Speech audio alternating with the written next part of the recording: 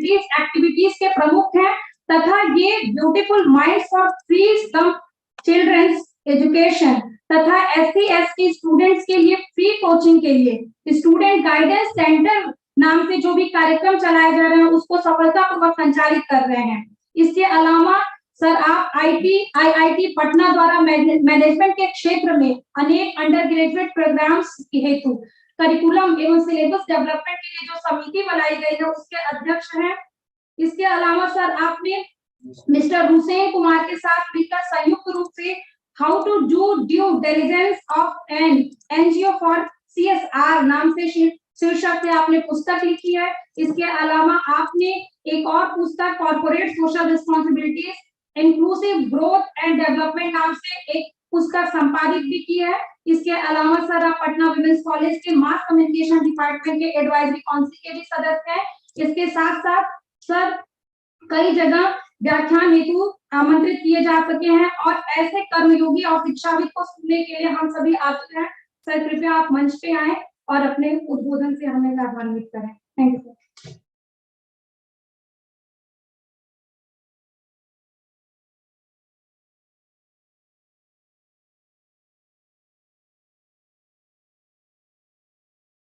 सर्वप्रथम मगध विश्वविद्यालय को के द्वारा जो आयोजित की गई है वर्कशॉप, इसके लिए मैं मगध विश्वविद्यालय को धन्यवाद और बधाई देता हूँ और साथ ही मुझे जो यहाँ आमंत्रित किया गया है तो उसके लिए भी मैं धन्यवाद ज्ञापित करता हूँ। सभी आयोजन समिति के सभी आज जो मुझे विषय कहा गया है वो स्टार्टअप से रिलेटेड है। अपने व्याख्यान में मुझे उसके संदर्भ में बोलने के लिए बोला गया है। जैसा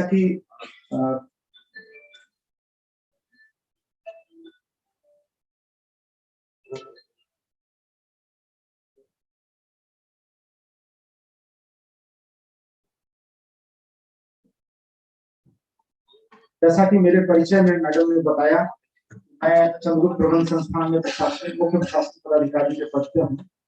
इसके साथ साथ हमारे ऊपर जो एक जिम्मेवारी है वहां पर वो जो CIMP के अधीन जो स्टार्टअप इंक्यूबेशन सेंटर चलता है, CIMP business incubation and innovation foundation, मैं उसका भी CEO। तो उसके नाते जो है हम स्टार्टअप जो बिहार में जो स्टार्टअप इकोसिस्टम है उसमें हमारे संस्थान की बड़ी भूमिका है। और CIMP आप लोग जानते हैं कि CIMP NIRF रैंकिंग में भी है और NBA एक्रेडिटेशन भी है।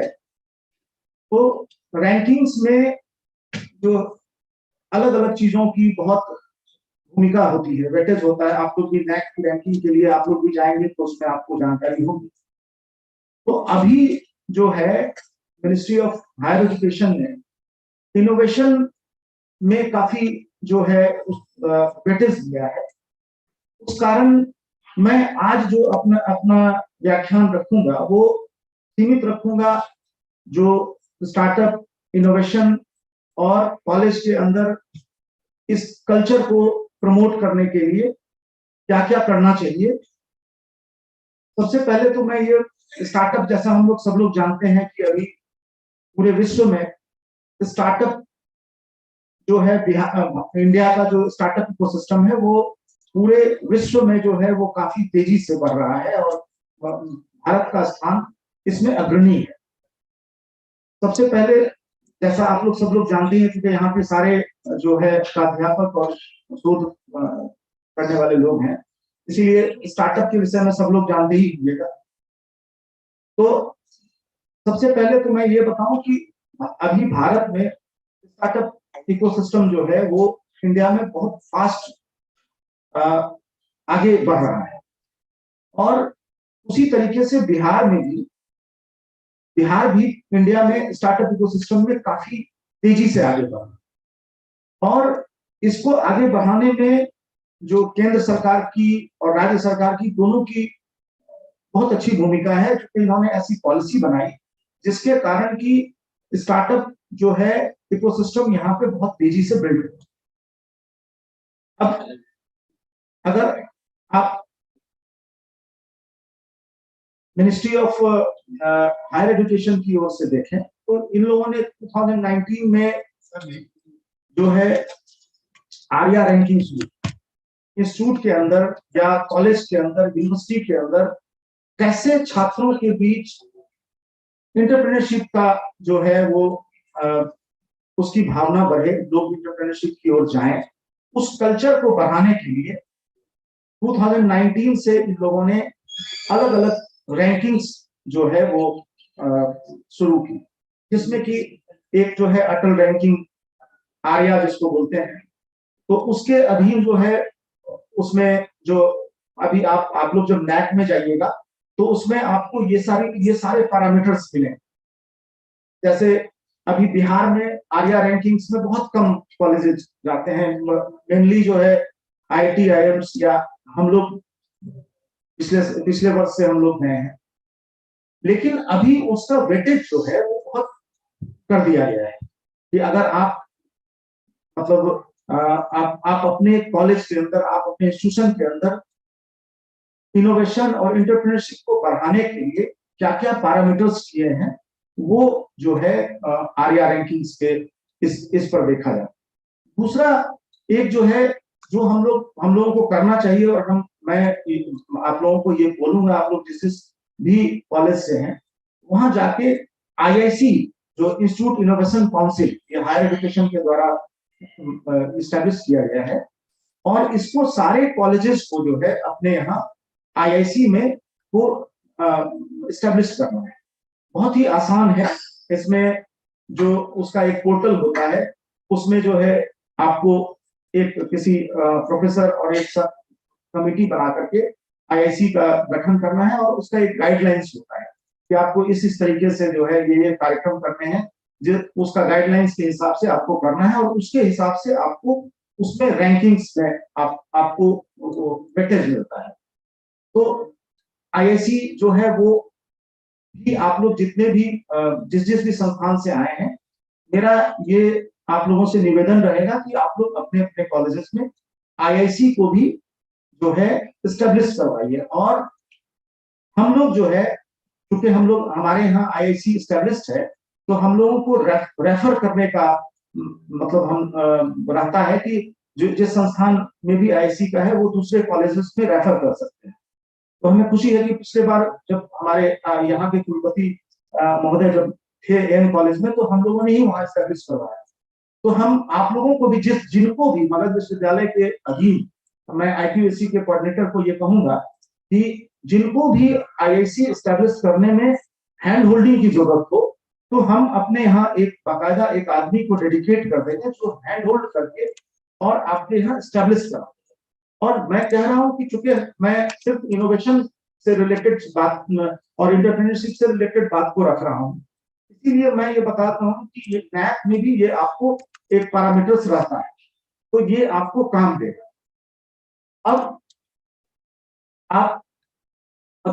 तीसरा जो मैं बताना चाहूंगा कि अभी जितने भी आप कॉलेजेस हैं या यूनिवर्सिटीज हैं, मुझे नहीं पता कि यहाँ पर इंक्यूबेशन सेंटर संचालित है या नहीं है, लेकिन हमें ऐसा लगता है कि यहाँ पर अभी, क्योंकि मैं बिहार सरकार का जो स्टार्टअप के लिए जो फंड देते हैं उस चयन समिति का भी मेंबर हूं, तो मैंने ये देखा है कि अभी गांव-गांव से कोने कोने से जो है आइडियाज आ रहे हैं स्टार्टअप के, जिसपे कि सरकार बहुत ही एग्रेसिवली फंड कर। तो मैं थोड़ा सा जो है बिहार में अभी स्टार्टअप इकोसिस्टम का क्या स्थिति है और हम लोग कैसे उसका लाभ जो है अपने छात्रों को दिलवा सकते हैं, उस पर मैं थोड़ा सा बोलूंगा। उसके बाद मैं ये चाहूंगा कि आप लोगों के मन में अगर इसको लेकर के कुछ भी चीज हो तो आप इंटरेक्टिव इसको बनाइए तो ज्यादा बेहतर होगा।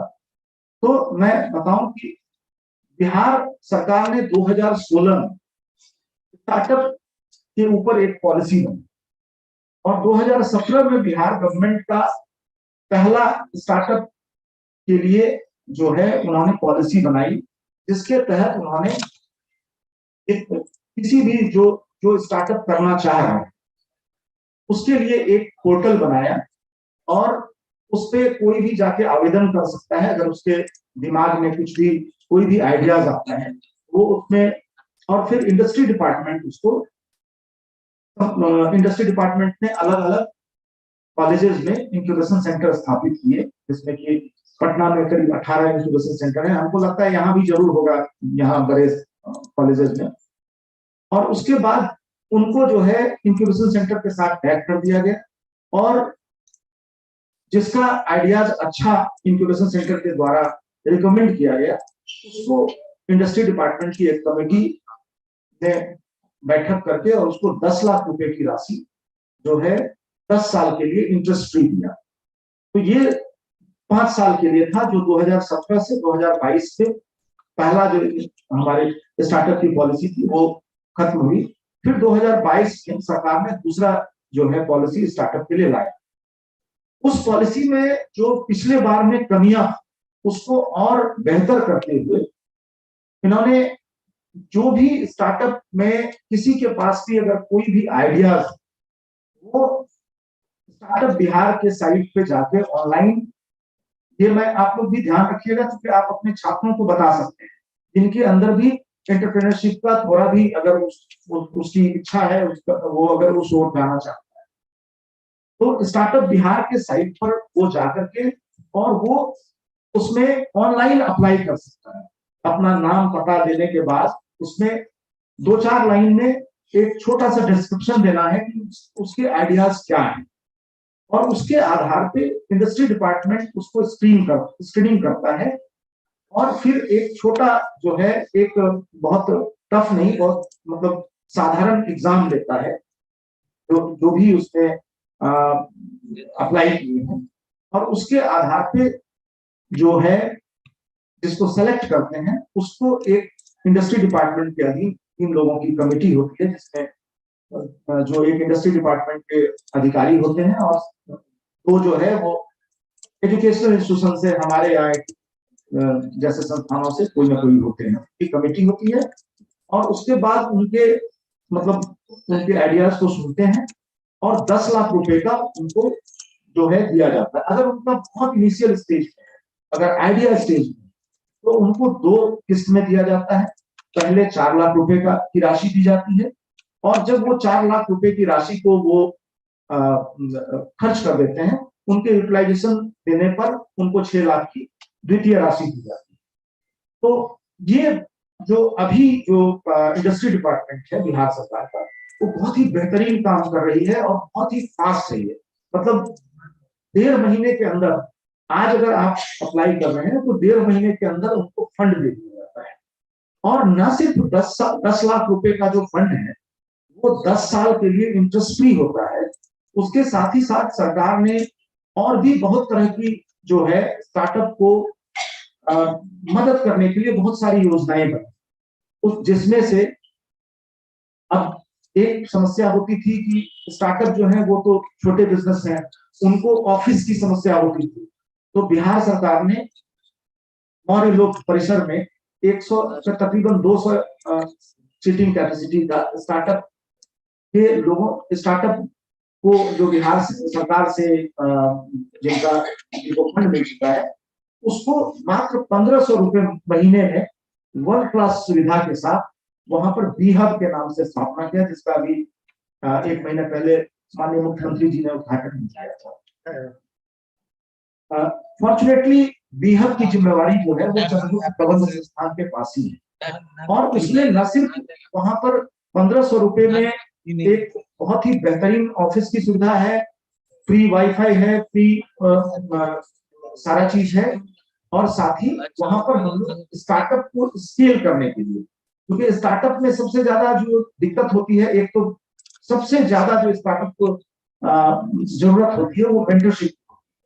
तो मेंटरशिप जो है हम लोग वहां पे देते हैं, अलग अलग सेशंस करते हैं और साथ में सरकार ने ये भी प्रोविजन किया है कि जिसको 10 लाख रुपया तो पहले दिया ही 10 साल के लिए, उसके बावजूद अगर वो किसी दूसरे वेंचर से, किसी दूसरे संस्था से जो सेबी रजिस्टर्ड है, उनसे अगर वो 50 लाख रुपए तक की राशि अगर वो लेता है उसको फंड वो लेता है, तो उसको बिहार सरकार का इंडस्ट्री डिपार्टमेंट उतना ही 50 लाख रुपए तक की का मैचिंग ग्रांट भी देता है 5% के इंटरेस्ट पे। इसके अलावा भी बहुत सारा जो सुविधाएं हैं अभी बिहार सरकार वो दे रही है, और जो बहुत ही फास्ट है, बहुत ही अच्छा है।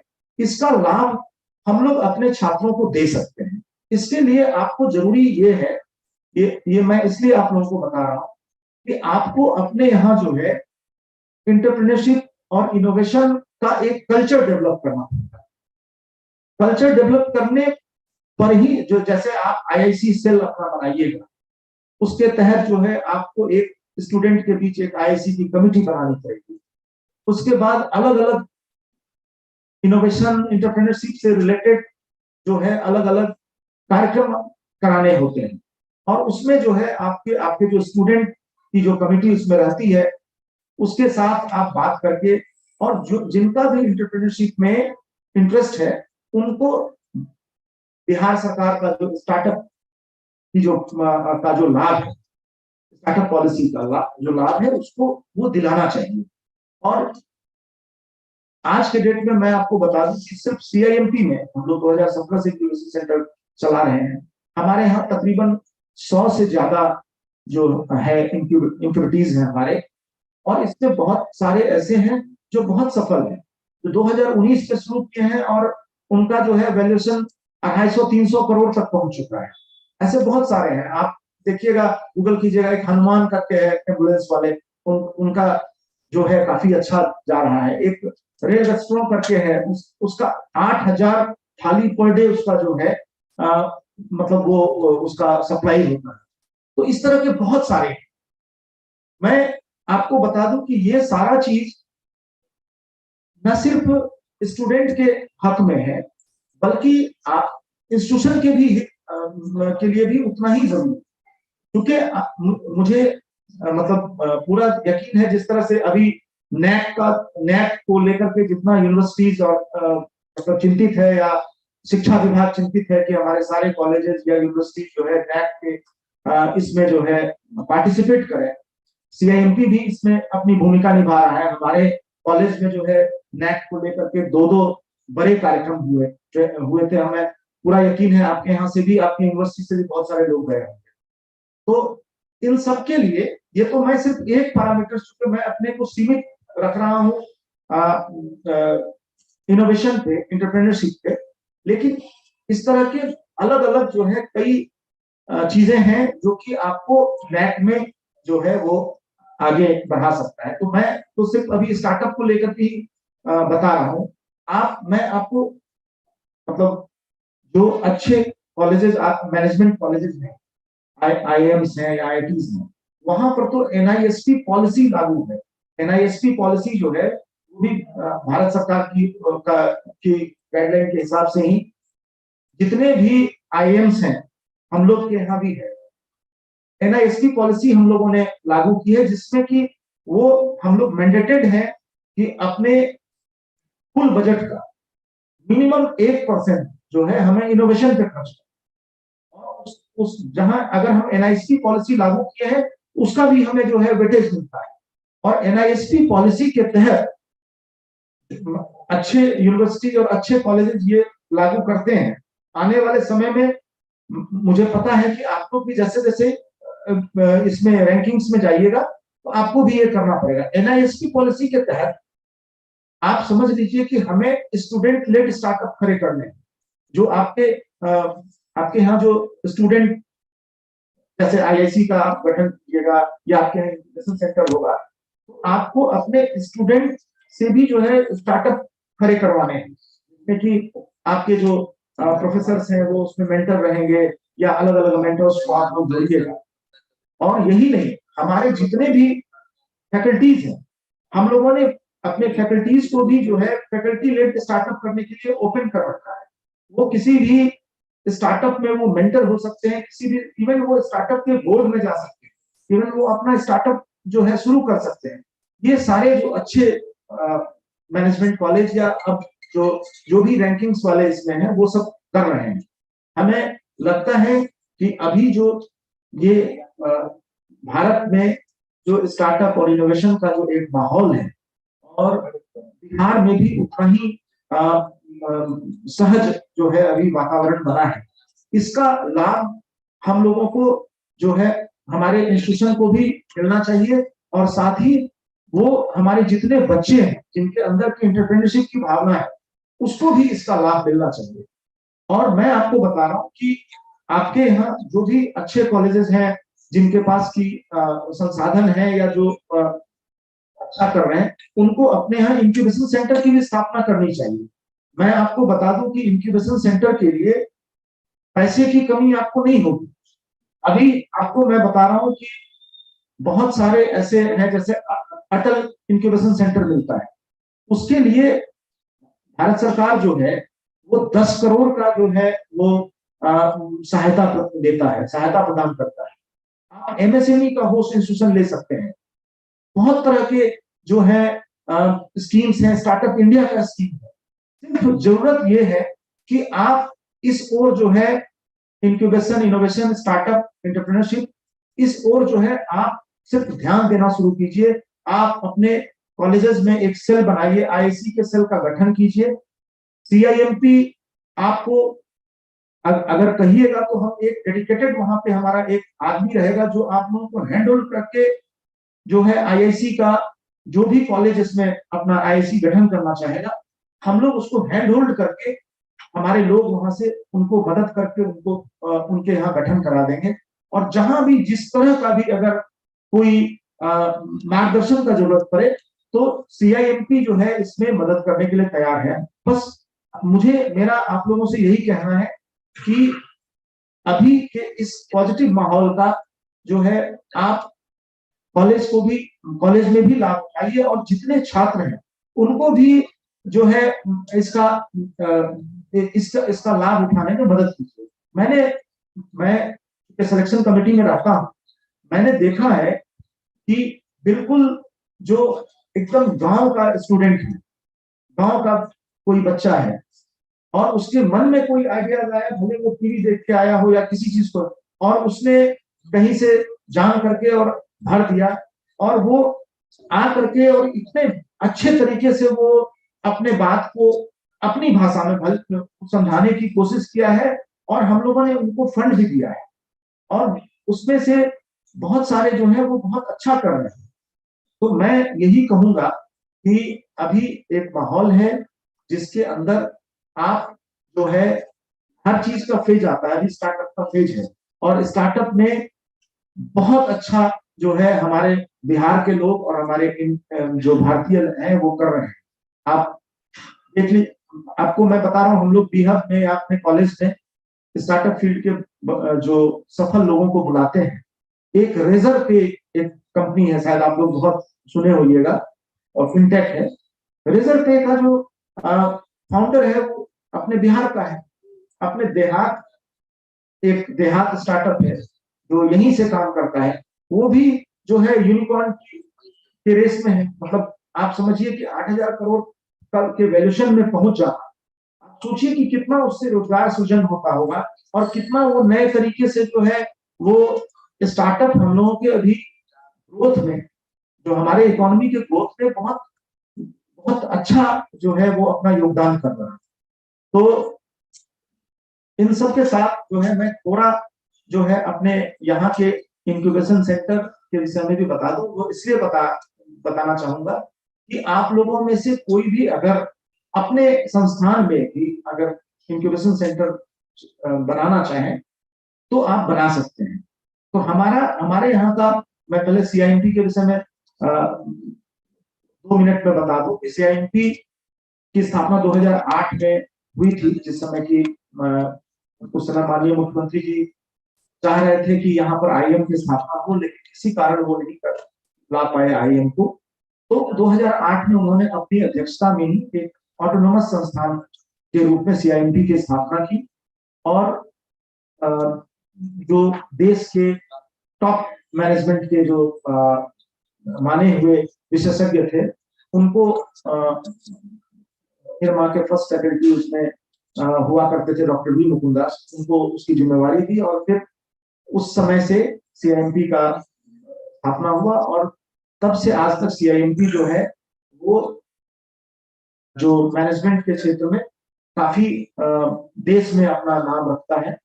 और हम लोग NIRF रैंकिंग के हिसाब से जो भारत सरकार करता है उसमें हम लोग टॉप 100 में रहे हैं। इस वर्ष टॉप 125 में है। कोरोना के कारण जो है उसमें जब रैंकिंग प्रक्रिया में आप लोग जाइएगा तो उसमें बहुत चीज माने रखता है। आपका अगर आपका अगर आय पे असर पड़ता है तो भी आपके रैंकिंग पे असर पड़ता है। आपका अगर आपके यहाँ अगर इंफ्रास्ट्रक्चर में कमी है, आपके यहाँ टीचिंग में कमी है तो उसका भी असर पड़ेगा। आपके यहाँ अगर डाइवर्सिटी नहीं है उसका भी असर पड़ता है। तो खैर, तो इसके साथ ही साथ 2017 में हम लोगों ने जो है इंक्यूबेशन सेंटर बनाया बिहार सरकार के उद्योग विभाग के सहयोग से। और स्टार्टअप इंडिया या जो अटल इंक्यूबेशन सेंटर के भारत सरकार के गाइडलाइन के हिसाब से हर इंक्यूबेशन सेंटर को अपना एक अलग एंटिटी बनाना होता है। कॉलेज से अलग हट करके वो एक अलग एंटिटी बनाना होता है। तो 2021 में जो है CIMT ने अपनी एक अलग एंटिटी बनाई सेक्शन 8 कंपनी के साथ और CIMT business incubation and innovation foundation के रूप में जो है हम लोगों ने हमारी अलग संस्था बनी। और आज उसमें हम तकरीबन जो है 80-90 के आसपास जो है वो हमारे एक्टिविटीज हैं जो बहुत अच्छा कर रहे हैं। और बिहार गवर्नमेंट के द्वारा तकरीबन मुझे लगता है 400 के आसपास अभी तक जो है स्टार्टअप को फंड दिया गया है इस बार। तो अभी जो मुझे लगता है कि अब तक तो इंक्यूबेशन सेंटर के रूप में जो है हम लोग MSME के भी होस्ट इंस्टीट्यूशन हैं। और यहाँ पर जितना भी आप देख रहे हैं उद्यमी योजना है या स्टार्टअप का है, इंक्यूबेशन सेंटर को लेकर के सब में जो है CIMT लीड ले रहा है। तो उसी के नाते मैं पुनः यही कहूंगा कि हम लोग जो आप लोगों को जो भी अगर आप स्टार्टअप को लेकर के, इंक्यूबेशन को लेके, एंटरप्रेन्योरशिप को लेके कोई भी अगर आपको लगता है कि जहां पर जो है हम लोग मदद कर सकते हैं तो हम लोग इसके लिए CIMT हमेशा जो है वो रहेगा। और एक जो है मैं और जानकारी दे दूं कि अभी हम लोगों ने, चूंकि हमारा विषय ही स्टार्टअप है इसलिए मैं इसकी जानकारी दे रहा हूं। भारत में मात्र 25 संस्थान हैं जिसमें कि PGDM IEV पढ़ाया जाता है। IEV का मतलब हुआ innovation, entrepreneurship and venture development. तो इसमें क्या है कि हमें जैसे अन्य जो मैनेजमेंट का जो MBA होता है या PGDM होता है उसमें हमें अपने छात्रों को प्लेसमेंट कराना होता है। हम लोग कंपनी में मतलब उसका प्लेसमेंट कराते हैं। इसमें जो है हमें अपने छात्रों को एंटरप्रेन्योर बनाना है, एंटरप्रेन्योरशिप में उसको जो है मदद करनी है। तो इस मात्र 30 सीट इसके लिए हम लोगों को मिला है इस वर्ष से ही। और भारत में मात्र 25 संस्थान में है। बिहार में ये हमारे यहाँ है, झारखंड में XLRI के पास है। और सबसे खुशी की बात यह है जो इसलिए मैं आप लोगों को शेयर कर रहा हूँ कि इस 30 सीट को बिहार सरकार ने जनरल के लिए 80% और महिला और जो रिजर्व कैटेगरी और दिव्यांग है उनके लिए 90% का स्कॉलरशिप भी दे रहे हैं। तो आपके यहाँ भी अगर कोई बहुत ही मेधावी छात्र हैं और वो एंटरप्रेन्योरशिप में जाना चाहते हैं तो आप जरूर उनको हमारे यहाँ रेफर कीजिए। हम उसका एक प्रोसीज्योर है, उसको जो है वो प्रोसीज्योर हम लोग हैंडहोल्डिंग कर देंगे। लेकिन ये बिल्कुल एक तरह से सरकार के द्वारा स्कॉलरशिप देने के कारण वो बिल्कुल फ्री हो गया है। तो इसका लाभ भी जो है आप जो भी आपके यहाँ मेधावी स्टूडेंट हैं, आपके जो IQAC के हेड हैं या फिर जो कॉलेज के प्रिंसिपल हैं तो वो आप रिकमेंड कीजिए। हम लोग उसमें उसको कोशिश करेंगे उसको हैंड होल्ड करके, अगर वो उस लायक मतलब उनके अंदर उस तरह का ये भावना हो।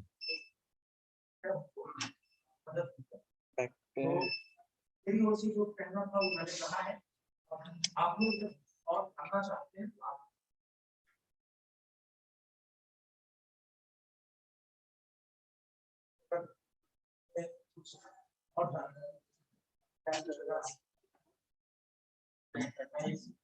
कैसे हम मैं आपको आप विजिट और मैं आप लोगों को जो भी और अच्छों सबको आमंत्रित करता हूं वो हमारे संस्थान में वो अपने आप आइएगा, आप हमारे यहाँ देखिएगा, हमारे लोगों से उसके बाद आपका मैसेज और अच्छा और इतना मजेदार चीज है जितने भी हमारे पास मैं ये कहूँगा कि आप सभ्यता जो है वो एडॉप्शन और आइए बहुत ही अच्छा चीज है, मजेदार चीज है और आपको बहुत ही सेटिस्फाइंग की कारण मुझे मुझे तो वहाँ पर शासन का काम देखना है, पर मैं पिछले कई सालों से देख रहा हूँ और बहुत ही ये अच्छा भी है, बहुत ही माहौल भी बहुत ही लगता है कि और को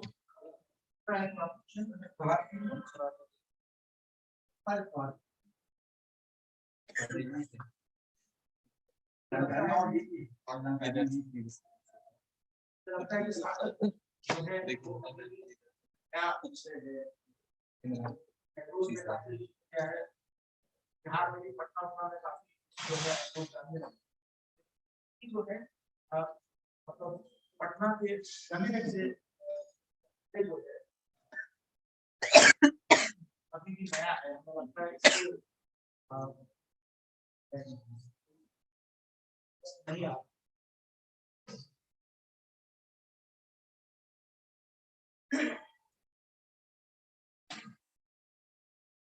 तब मैं आपके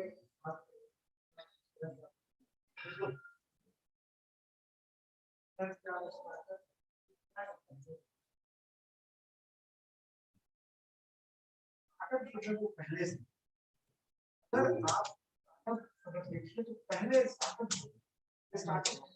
तो बहुत पहले से जो है आप समझिए यूएस पहले जो है वो बाहर माइक की सबको साउंड 2000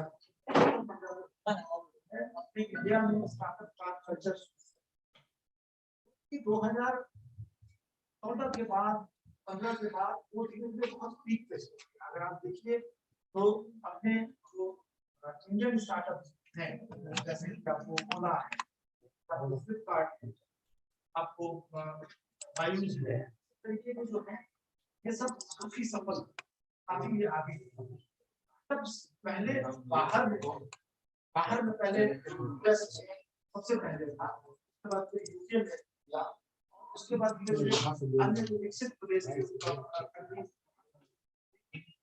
2012-14 के बाद से वो इंडिया में हुआ अभी जो है एडवांस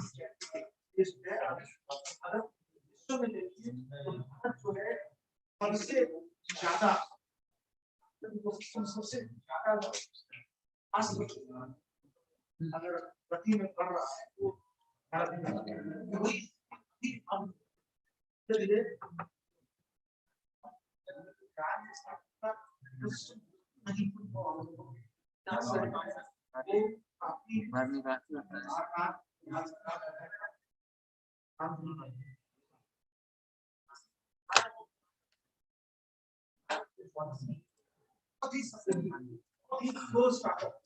और बहुत तरह का इंसेंटिव सरकार भी इंसेंटिव दे रही है, बहुत तरह के टैक्सेस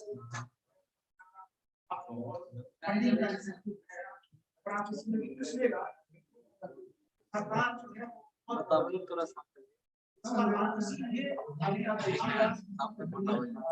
भारत सरकार के सारे एआईसीटी ने अपने सारे इसमें जो है कमीशन को दिया है, इसके साथ मिनिस्ट्री ऑफ हायर एजुकेशन ने दिया है। आप तो इन्हें देखिए स्कूल्स में जो है ट्रेनिंग लैब जो है वो उसके लिए बच्चे से उसके अंदर कैसे इनोवेशन की भावना बढ़े उसके लिए स्कूल्स के लिए भी जो है भारत सरकार ने ट्रेनिंग लैब का अगर वो बताना चाहते हैं कि 1 करोड़ का जो है प्रावधान ग्रांट, अगर आप भी अपने कॉलेज अगर आप उसमें बोला जाए तो अलग अलग कहीं पे सामने रूम में कुछ लाइट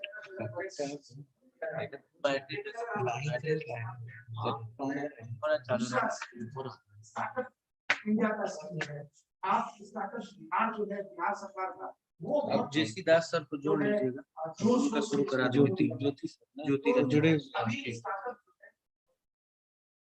तो सरकार के द्वारा लाइट बस आ लाइट नहीं होगा तो दिक्कत होगा स्पीकर पे जनरेटर स्टार्ट हो रहा है, देखिए रोज से स्टार्ट हो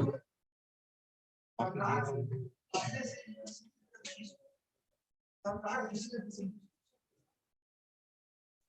तो आपका सरकार ने अभी भी जो है आपने क्या है ये है जहाँ पर स्टार्टअप जो होते हैं उनके आइडियाज को और अच्छे से ड्राफ्ट किया जाता है, मदद किया जाता है। उसमें मान लिया कोई जो है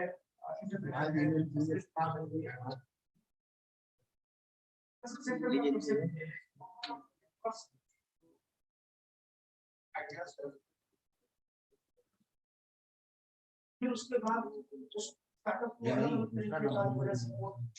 देना होता है। जैसे कोई यूनिक तरह के कोई इनोवेशन है, पेटेंट कराना, और पेटेंट कहाँ कराए वो भी जो है इनोवेशन सेंटर होते हैं उसमें जैसे फंडिंग सपोर्ट है, फंडिंग उसको कहाँ से मिल सकता है, तो वो जो हमारे नए कोई सोचे हैं और उनको जो है हैंड होल्ड करने का काम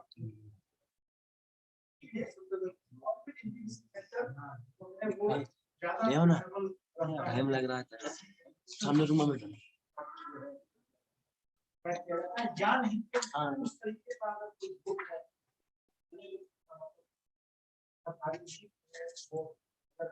वो भी तो इस तरह का ऐसे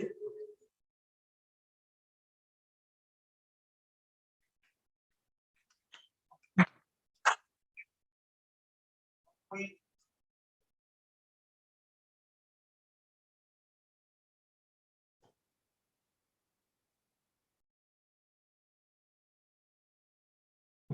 अगर बात करना हो सकता है आपका नंबर किस चीज में वो भी लिखना चाहिए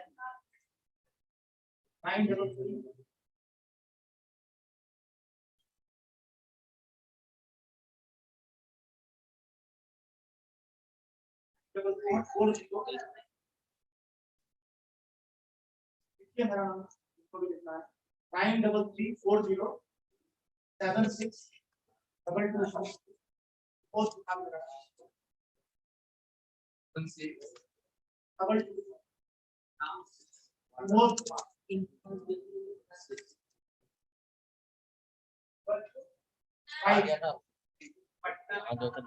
पटना में चंद्रपुर प्रबंध संस्थान है, पुराना बस है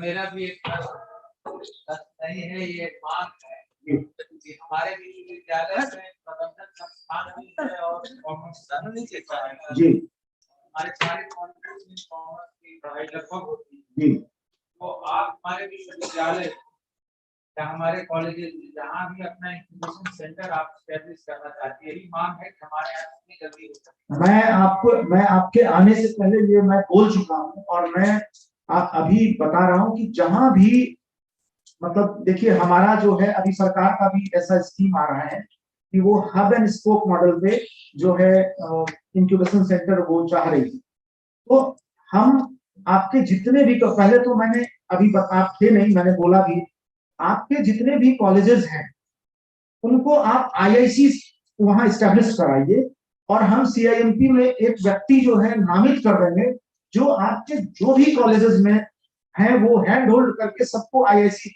मैं आपको बता रहा हूँ क्योंकि आप आईपीएससी देख रहे हैं सैलन जी, आपको ये नैक में भी जरूरत पड़ेगा, आपको अलग अलग रैंकिंग्स में जरूरत पड़ेगी। तो सबसे पहला काम तो ये कीजिए कि आप हर कॉलेज में, आपके यहाँ जितने भी कॉलेजेस हैं उसमें आईआईसी की स्थापना करा दीजिए। कुछ भी नहीं है, ऑनलाइन फॉर्म रहता है, उसमें भर दीजिए, एक कमेटी बनानी पड़ती है, वो बना दीजिए। तो आप ये कर लीजिए, और साथ ही आपके जहां भी जो भी कॉलेज वो अगर जरा भी इंटरेस्ट दिखाएंगे कि हमें आपको इंक्यूबेशन सेंटर डेवलप करना है, या इवन आप आईआईसी सेल बना लीजिए। आपको मैं बता रहा हूं कि सीआईएमपी बिल्कुल आपके पार्टनर के रूप में काम करेगा, और मैं आपको ये भी कह रहा हूं कि अगर मगध विश्वविद्यालय चाहे तो वो हमारे साथ एमओयू भी कर सकता है, हम इसके लिए भी तैयार हैं। क्योंकि मैं आपको बता रहा हूँ करण जी, आपको आप जो चीज देख रहे हैं उसमें आपको ये एमओयूज वगैरह जो है वो आपको रैंकिंग्स में भी काम आएगा, और साथ ही आपके कॉलेज में जो है क्वालिटी को डेवलप करने में भी काम आएगा। तो हम लोग आपको मैं बता दूं कि हमारे यहाँ नैक एक्रेडिटेशन नहीं होता है, हम लोग जो है एनबीए लेते हैं, एनआईआरएफ करते हैं, मैनेजमेंट संस्थान वही करता है। लेकिन उसके बावजूद भी, क्योंकि माननीय गवर्नर महोदय के साथ भी हम लोगों की अभी बैठक थी कुछ दिन पहले, जो अभी आए हैं, और उससे पहले जो है दीपक कुमार सिंह जी जो हैं उनके साथ भी, तो नैक को लेकर के वो लोग मतलब काफी चिंतित रहते हैं, काफी ज्यादा। और हमारे कॉलेज में आपको दो बार जो है हम लोगों ने ट्रेनिंग कराया, और उसमें नैक का जो वहां का कंसल्टेंट, जो वहां के चीफ कंसल्टेंट थे इंडा साहब को हम ही लोगों ने बुलाया हमारे यहाँ। तो हम लोग तो आप किसी भी लेवल का अगर जरूरत हम लोगों से सीआईएमपी से अगर होगा तो सीआईएमपी बिल्कुल करने के लिए तैयार है। आप अपने कॉलेज से किसी को नामित कर दीजिए, हम अपने यहाँ से नामित कर देते हैं, और जो भी जहां भी जरूरत पड़ेगा। ना सिर्फ मैं एक चीज और बता रहा हूँ, मेरा सब्जेक्ट तो आपने स्टार्टअप कर दिया है, लेकिन आपका जो ये है वो रिसर्च पर आप करा रहे हैं, आप रिसर्च के लिए भी हमारे साथ एमओयू कर सकते हैं। हम हमारे यहाँ, मैं आपको बता रहा हूँ शैलेंद्र जी, हम लोग रिसर्च को लेकर के इतना ज्यादा चिंतित रहते हैं, हमारे यहाँ रिसर्च पर बहुत ही अच्छा इंसेंटिव है। हमने अपने यहाँ रिसर्च के लिए जो वर्ल्ड के टॉप रिसर्च में आते हैं, टॉप 2%, डॉक्टर नृपेंद्र राणा, हम अपने यहाँ एडजंक्ट प्रोफेसर में रखे हुए हैं, और वही हमारे यहाँ रिसर्च, जो हमारी रिसर्च कमेटी है उसको वो चेयर करते हैं। तो ये चीज, इसका लाभ जो है आप लोग भी उठा सकते हैं। आपको भी जहां भी इस तरह का अगर आप चाहिएगा, इससे रिलेटेड ये करना चाहिएगा, तो हम लोग जो है, हमारे यहाँ के लोग जो है आपको बिल्कुल टीम की तरह मदद करेंगे, ठीक है। तो इसके अलावे भी हमसे अगर कोई भी अपेक्षा हो तो हम लोग जो है एकदम रेडी हैं, हम लोग तैयार हैं, और हम लोग जो है ये चाहते हैं कि बिहार के अंदर जो है हायर एजुकेशन एक्सीलेंस की ओर बढ़े, और मगध विश्वविद्यालय में वो सारा गुण है, और वो सारी जो है मतलब इसमें क्वालिटी है कि ये अपने आप को जो है टॉप पर रख सकता है। बहुत बहुत धन्यवाद। हमारे नॉलेज पार्टनर की इस प्रोग्राम के स्पेशल थैंक्स, और फिर फटाफट लेट हो चेयरपर्सन का कंक्लूडिंग रिमार्क्स लास्ट में रखने जाए। सर लास्ट, हाँ लास्ट में ये ऑफलाइन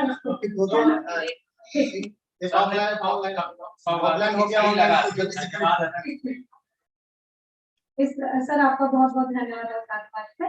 और 5वें सत्र के जो मुख्य वक्ता हैं उनके विचार पे जो अध्यक्ष महोदय का जो टिप्पणी होगी वो अंत में किया जाएगा। सारे मुख्य वक्ताओं के विषय में जो टिप्पणियां वो सारे वक्ताओं के उस सत्र के अंत में किया जाएगा।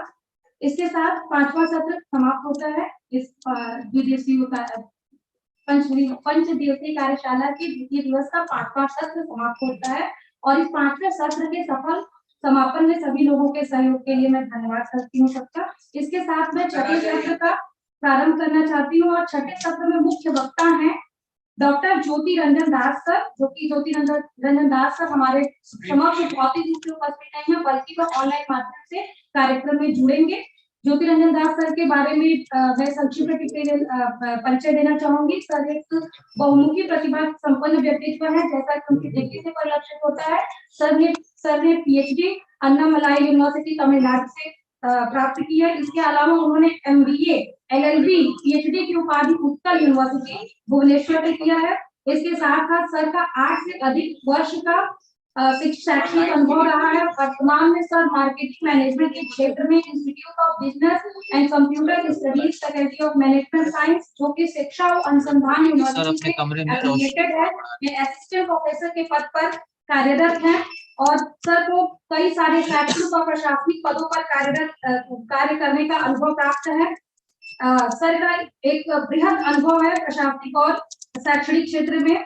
इस सर मार्केटिंग मैनेजमेंट के एरिया कोऑर्डिनेटर, डेवलपमेंट एवं एंटरप्रेन्योरशिप सेंटर के सलाहकार बोर्ड के सदस्य, इंस्टीट्यूट फॉर मेडिकल एजुकेशन के OSD के तथा अन्य प्रशासनिक पदों पर कार्यरत रहे हैं। इसके अलावा सर के लगभग 60 जो रिसर्च पेपर्स हैं reputed international and national journals में पब्लिश हो चुके हैं। इसके अलावा सर ने 24 से अधिक seminar, international and national seminar संगोष्ठी में भाग लिया है, अपने शोध पत्र को प्रस्तुत किया है और सर अनेकानेक कार्यक्रमों में रिसोर्स पर्सन के रूप में अपनी भागीदारी दे चुके हैं। ऐसे महानुभाव को सुनने के लिए हम सभी आते हैं और सर ऑनलाइन माध्यम से जुड़ चुके हैं। हाँ, जुड़ गए सर। सर कृपया आप अपने उद्बोधन प्रारंभ करें। Thank you sir. थोड़ा बढ़ जाते।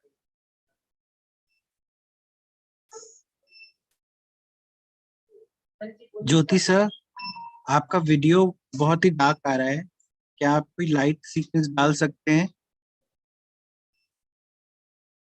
सर आप अनम्यूट सर अपने आप को आप अनम्यूट कर सकते हैं।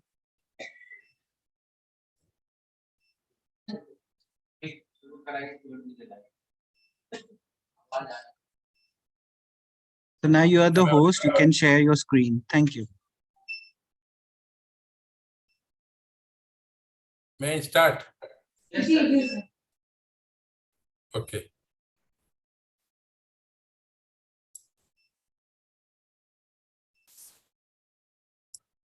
So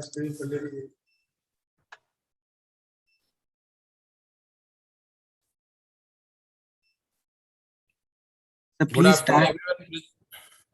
please start the slideshow and share the slideshow monitor. Already I have shared. Sir इससे सिर्फ स्लाइड्स दिख रहे हैं सर, स्लाइड शो वाला अलग विंडो होता है, उसे आप प्लीज एक बार शेयर कर दें।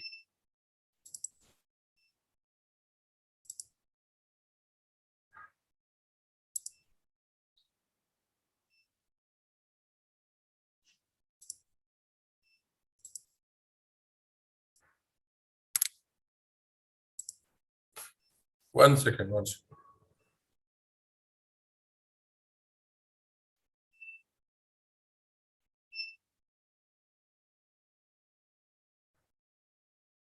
तो जैसे ही आप स्लाइड शो स्टार्ट करेंगे उसके बाद वापस से जूम शेयर में स्लाइड शो वाला विंडो को सेलेक्ट कर लीजिएगा। लेकिन ये हाँ 10 मिनट गोटे मिनट आइले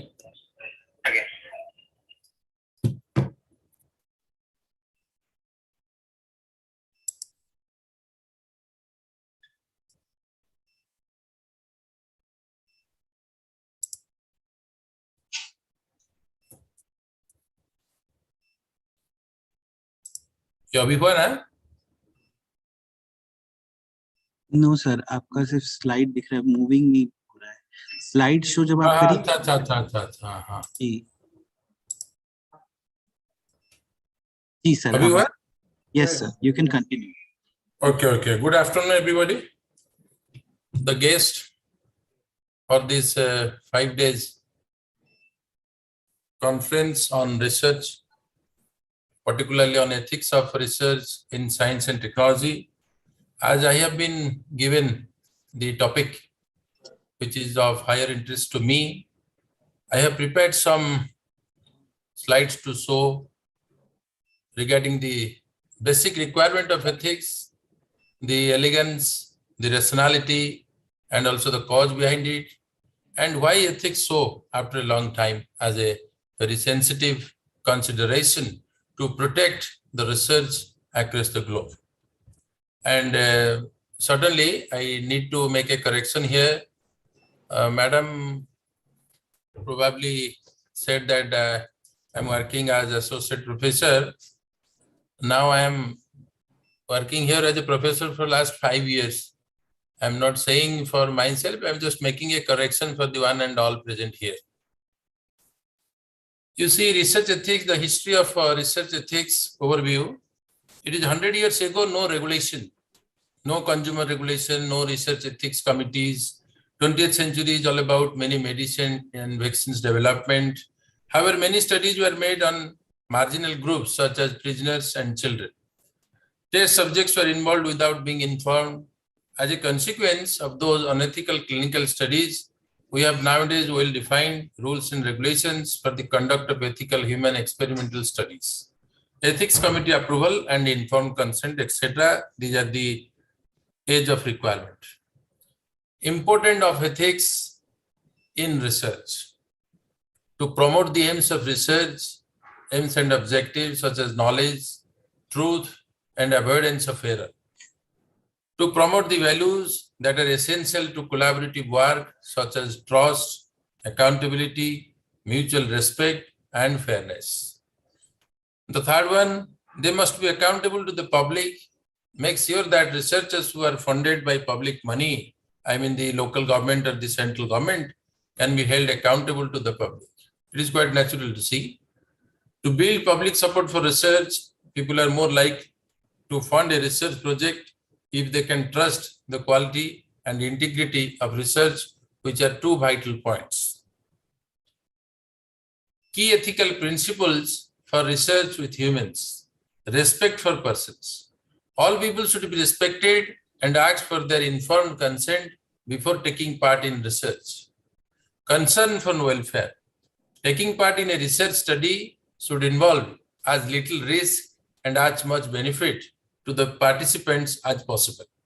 Justice, it is also very important. Researchers should be fair about who is included in research and how the risks and benefits are shared. 10 ethical principles to protect the ethics of any research.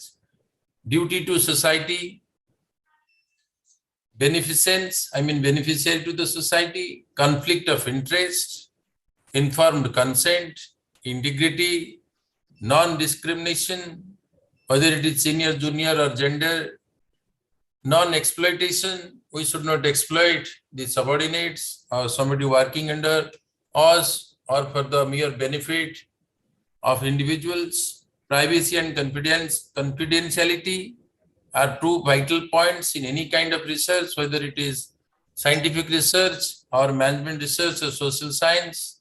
Professional competence, it is all about the ability to conduct the research, and professional discipline. Discipline is like the commitment to research or commitment towards the contribution of research. Ethical guidelines in research. Ethics refers to doing what is morally and legally right in conducting research. Research ethics deals primarily with the interaction between researchers and the people they study, the samples. A researcher should be knowledgeable about what is being done, to use reasoning when making decisions, to be both intellectual and truthful in approach and reporting, and to consider the consequences, the impact in particular, to be sure that the outcome of the research outweighs or overcomes any negatives that might occur. This is all about thinking how positively or with a positive impact upon society we should do or we should retain or continue with our research work or project. Then research ethics. Research ethics provides guidelines for the responsible conduct of research. In addition, it educates and monitors scientists conducting research to ensure a high ethical standard. A general summary of some ethical principles are honesty, that is, honestly report data, results, methods and procedures, and publication status. Do not fabricate, falsify, or mispresent data. I'll explain what about the fabrication of data, falsification of data, and plagiarism little later. Objectivity, strive to avoid bias in experimental design, data analysis, data interpretation, peer review, personal decisions, grant writing, expert testimony, evidence or involvement, and other aspects of research. Integrity, keep your promises and agreements, act with sincerity, strive for consistency of thought and action. Carefulness, avoid careless errors and negligence. Carefully and critically examine your own work and the work of your peers. Keep good records of research activities. Sometimes also responsible for maintaining the credibility of the researcher. Credibility is all about integrity too. Openness, share data, results, ideas, tools, resources. Be open to criticism and new ideas. It is one of the greatest quality of an ideal researcher. You must be very open, transparent, and ready to accept your negative feedbacks. Respect for intellectual property, honor patents, copyrights, and other forms of intellectual property. Do not use unpublished data, methods, or results without permission, which is unethical, which is illegal, which is immoral. Give credit where credit is due, never plagiarize. So you should respect someone who has done the contribution or who has made it really possible for you to go ahead. Then confidentiality, protect confidential communications such as papers or grants submitted for publication, personal records, trade or military secrets, and patent records. It varies from sector to sector. Responsible publication, publish in order to advance research and scholarships, not to advance just your own career. Avoid wasteful and duplicative publication. It is a concern about the quality of research. Responsible mentoring, help to educate, mentor, and advise students, scholars, promote their welfare, and allow them to make their own decisions. You have to be little broad, unlike orthodox approaches. Respect for colleagues, respect your colleagues and treat them fairly. Equal justice kind of thing. Social responsibility, strive to promote social good and prevent or mitigate social harms through research, public education, and advocacy. This is like social responsibility or components of social responsibility. Non-discrimination. Avoid discrimination against colleagues or students on the basis of sex, race, ethnicity, or other factors that are not related to their scientific competence and integrity competence. Maintain and improve your own professional competence and expertise through lifelong education and learning. Take steps to promote competence in science as a whole. Legality, know and obey relevant laws and institutional and governmental policies. Animal care, show proper respect and care for animals when using them in research. Do not conduct unnecessary or poorly designed animal experiments. Human subject protection, when conducting research on human subjects, minimize harms and risks, and maximize benefits, respect human dignity, privacy, and autonomy. Scientific conduct. Scientific misconduct is the violation of the standard codes of scholarly conduct and ethical behavior in professional scientific research. Scientific misconduct includes fabrication, falsification, and plagiarism in proposing, performing, or reviewing research, or in reporting research results. Fabrication is making up data or results and recording or reporting them. Falsification is manipulating research materials, equipment, or processes, or changing or omitting data or results such that the research is not accurately represented in the research record. Plagiarism is the appropriation of another person's ideas, processes, results, or words without giving appropriate credit. It is increasing day by day. Motivation to commit scientific misconduct are career pressure, ease of fabrication without being caught, monetary gain.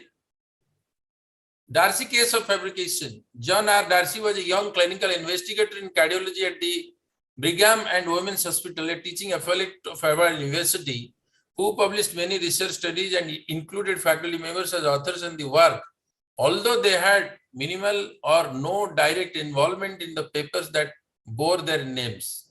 In May of 1981, Darcy's associates and superiors at Harvard caught him fabricating data. Other investigations led to the conclusion that Darcy fabricated research publications, beginning when he was a biology student at Notre Dame, continuing through his medical residency and cardiology fellowship at Emory University, and ending at Harvard. More than 10 primary journal articles and more than 45 abstracts were retracted as a result of the investigations.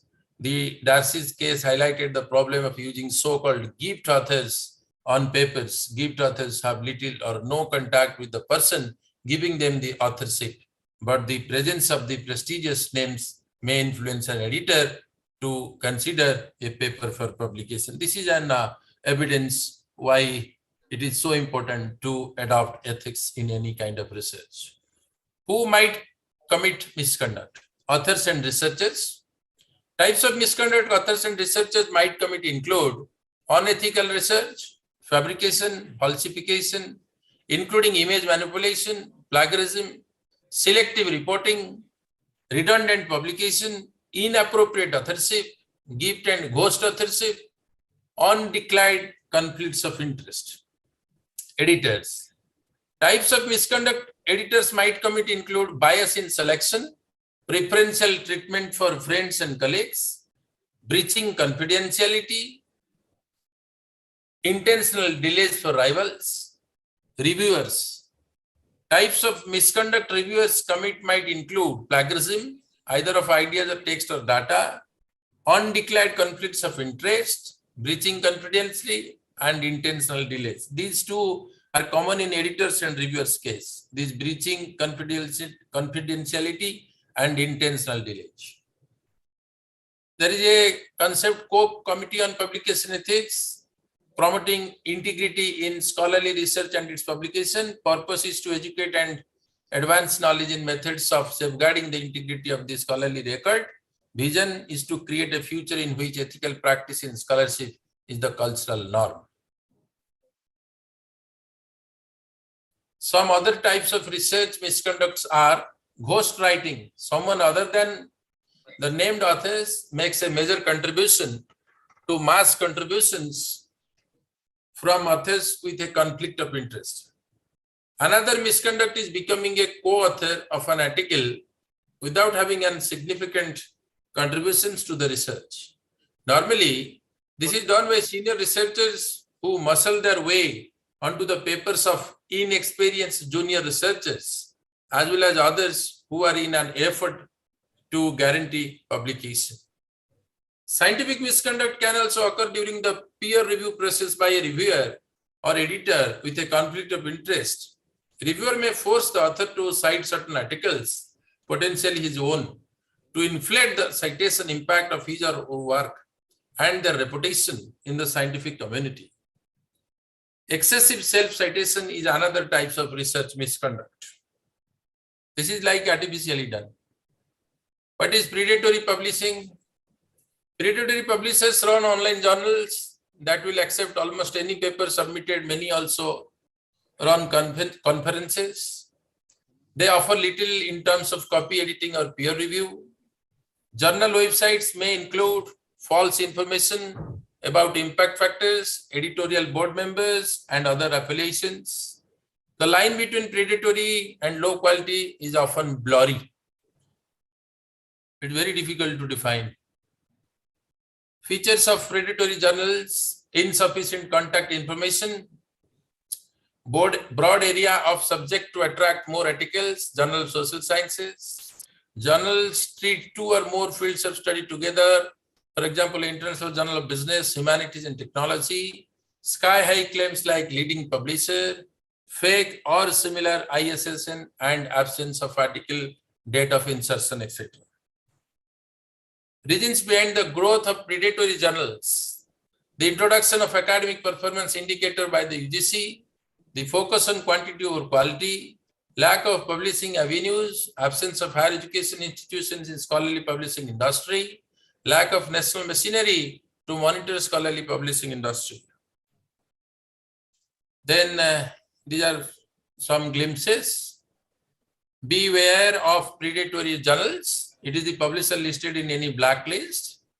Make availability of more open access journals from research centers and higher education institutions. Make availability of national and international white list of journals. Searching for the journal in databases. Credible journals follow transparency in editorial and peer review process. I think this is all about my preparation or experience, how to protect or retain ethics or moral value in research. Thank you for giving me the opportunity to share my experience for the significance of ethics in research in science and technology. Thank you. Thank you very much, sir. अब है sir के व्याख्यान पे अपने अध्यक्षीय विचार देने हेतु अध्यक्ष महोदय को आमंत्रित करते हैं।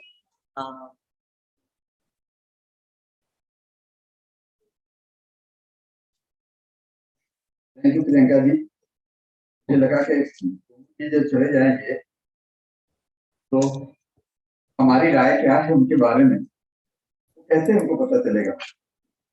तो सचमुच में चूंकि ऑफलाइन से आप ही जुड़े हुए, आपका बहुत बहुत यहाँ पे स्वागत है। आपकी बहुत ही अच्छी देश लेक्चर मगध यूनिवर्सिटी की धरती पे कुमार जी, आपका वन ऑफ द बेस्ट। हम लोग साइंस जानते हैं, साइंस तो एक ज्ञान है, लेकिन आपने पहली बार उस तरफ तवज्जो दिलाई कि ज्ञान नहीं, ज्ञान को चलता कैसे। पहले की बात, टेक्नोलॉजी की बात, इंस्टीट्यूशन की बात, क्योंकि वो जो साइंस है उसका जो इंस्टीट्यूशन है दैट इज कॉल्ड टेक्नोलॉजी। आपने जो इंक्यूबेशन सेंटर की बात की, स्टार्टअप की बात की, तो इनोवेशन की बात की, नवाचार और उद्यमिता की बात की, बिहार में खास तौर से इनकी यहाँ जरूरत है। और मुझे लगता है कि सबसे ज्यादा जो रोजगार आगे सबसे ज्यादा जो तेजी से बढ़ सकती है, और हमारा जो देश की जो पॉपुलेशन है, मुझे लगता है कि इस पर बहुत काम होने की जरूरत है।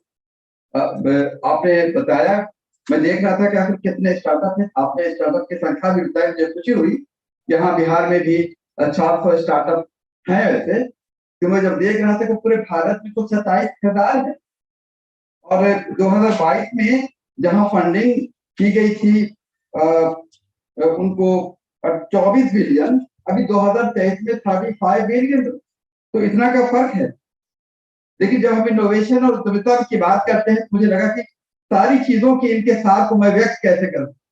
मैं समझता हूं कि कुमार जी मेरी बातों पर गौर करेंगे इस बात पे। तो मुझे लगा कि एक शेर में मैं आपकी बातों को बता दूं कि बच्चों को भी ये बात समझ में आए कि हमेशा लगता है कि चीजें अब खत्म हो गई है।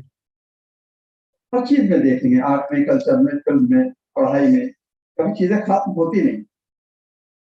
नजरिया होना चाहिए, आपका एटीट्यूड होना चाहिए, जज्बा होना चाहिए, इनोवेशन होना चाहिए। वो चीजें खत्म होती नहीं। और इसीलिए मैं देखते जैसे मोहब्बत में चीजें खत्म नहीं। तो उसी तरह से कि मैंने हर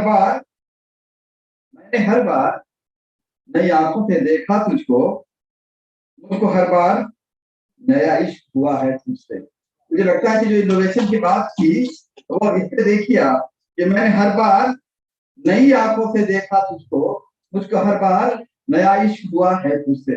मैं इसी लाइन पे मैं आपको रोक रहा था कि मैं बताऊं भी जितनी बातें आपने कही है कि मैं अपने स्टूडेंट्स को, मेरे कलीग्स को, मेरे टीचर को, फ्रेंड्स को ये बता सकूं कि इनोवेशन की जरूरत है और बिहार में सबसे ज्यादा जरूरत है। और आपने जो मगध यूनिवर्सिटी के साथ जो कोलैबोरेट करने की बात की शैलेंद्र जी को बहुत बहुत मुबारकबाद इस बात के लिए कि आपने बड़ा पर्टिनेंट सवाल किया और जो सार्थक बना दिया आपने इस वर्कशॉप को 5 दिवसीय कि आपने ये भी कमिटमेंट ले लिया कि न सिर्फ वो हमें कोलैबोरेट करेंगे, हमको असिस्ट करेंगे और आगे हमारी बहुत मदद करेंगे इसमें जिसकी जरूरत है। क्योंकि आप देखते हैं कि पटना की पेरिफेरी के अलावा सब, बिल्कुल मैं एग्री करता हूँ आपसे कि दूर दराज के इलाकों में जो प्रचार होना चाहिए, जो बहुत सारी चीजों का गैर जरूरी चीजों का होता है, इसका होगा। और ये ऑनरेबल वाइस चांसलर के को मुबारकबाद देना चाहता हूँ। कम समय में ऐसे शानदार लोगों की गैलेक्सी यहाँ पर जमा की और जो आपने जिस ढंग से बातें बताई हैं, मुझे लगता है इसका बहुत बहुत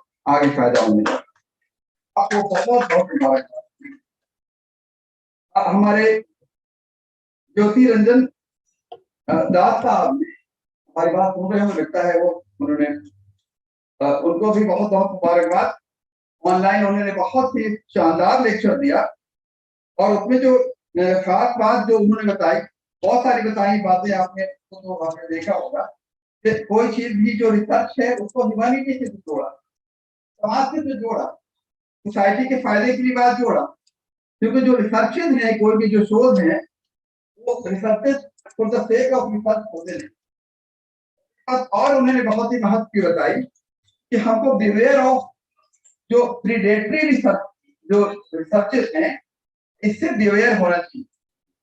मैं आपको उनकी बातों को आगे बढ़ाते हुए और उनको मुबारकबाद देते हुए आपको बता दूं कि आप जब यूजीसी के वेबसाइट पे जाएंगे, सबसे आप मेरी बात पे गौर करेंगे तो आप देखेंगे कि अब जो यूजीसी केयर लिस्ट है, जब जर्नल को अप्लाई करते हैं उससे तो बहुत सारी जर्नल को रिमूव कर दिया है, डिस्कंटिन्यूड लिखा है, देखेंगे आप। और ये डायनेमिक लिस्ट है। मैंने बहुत सारे बच्चों को देखा है कि उनके अभी तक छपे भी या टीचर्स के भी अब उसमें से डिस्कंटिन्यूड है। हमें उससे देखते रहना है क्योंकि हर साल वो 4 बार उनकी मीटिंग होती, रिव्यू होती, जनवरी, उसके बाद फिर आगे आगे 3 महीने को होती रहती, तो उसमें से वो डिस्कंटिन्यूड करते रहते। अभी हम लोग जब जाएंगे तो सोशल साइंसेज का, वैसे पॉलिटिकल साइंस का टीचर हूँ, उसमें जब देखेंगे सर तो उसमें 419 सारा होगा। जब 20 कंप्यूट करके देखेंगे तो एज आई रिकॉल इट 310 है, तो वो उसको देखना। और ये भी देखना है कि अगर आपका कोई फीडबैक है तो फीडबैक भी डाल सकते हैं। बहुत सारी जर्नल्स नहीं जुड़ सकती हैं, बहुत सारी रिमूव हो सकती है। हमारे पास ही जर्नल्स हैं, आपके यहाँ रमत हेल्थ की डिपार्टमेंट में भी है, तो उसमें एक साथ हम लोग वो यूजीसी केयर लिस्ट के लिए कर सकते हैं, स्कोपस से भी कर सकते हैं। बाद में डिस्कंटिन्यूड हो जाती हैं तो वो यूजीसी से स्कोपस मेरा भी जाती है। तो बहुत सारी चीजें हैं। तो मुझे लगा कि प्रीडेटरी सक्सेस के बारे में भी वो उन्होंने बात कही, ज्योति रंजन दास जी ने, उनको भी ऑनलाइन ही मेरी मुबारकबाद। उनका बहुत बहुत शुक्रिया कि हम मदर यूनिवर्सिटी पे और शिक्षक पे और विद्यार्थियों पे जो आपने अपने बहुत ही गर्वित बातें रख करके हम सबको उपकृत किया। आप सबका सर बहुत बहुत शुक्रिया, बहुत बहुत शुक्रिया। धन्यवाद अध्यक्ष महोदय आपकी भावपूर्ण और प्रभावी टिप्पणी के लिए। अब मैं अपने अगले और अंतिम सत्र के मुख्य वक्ता डॉक्टर विजय शंकर विक्रम सर को आमंत्रित करना चाहूंगी कि सर कृपया आए और मंच पे अपना स्थान ग्रहण करें।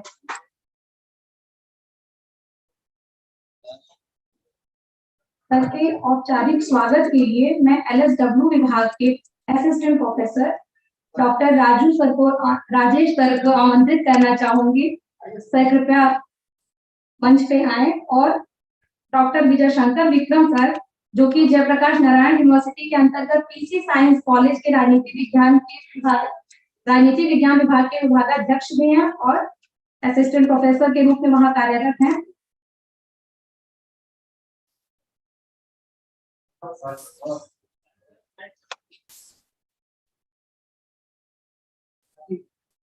कृपया डॉक्टर विजय शंकर सर को स्मृति चिन्ह और खाता प्रदान कर उनका सम्मान बढ़ाएं, का स्वागत करें।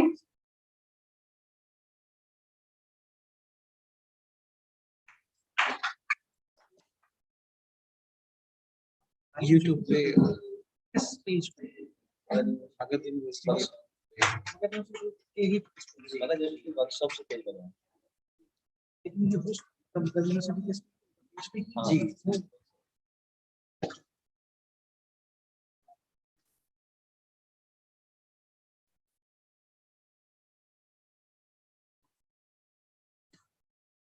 डॉक्टर विजय शंकर विक्रम सर का लगभग 3 वर्ष का शैक्षणिक अनुभव रहा है। इसके साथ साथ सर ने अनेक नेशनल एवं इंटरनेशनल कॉन्फ्रेंस सेमिनार में भागीदारी की है। पेपर्स अपने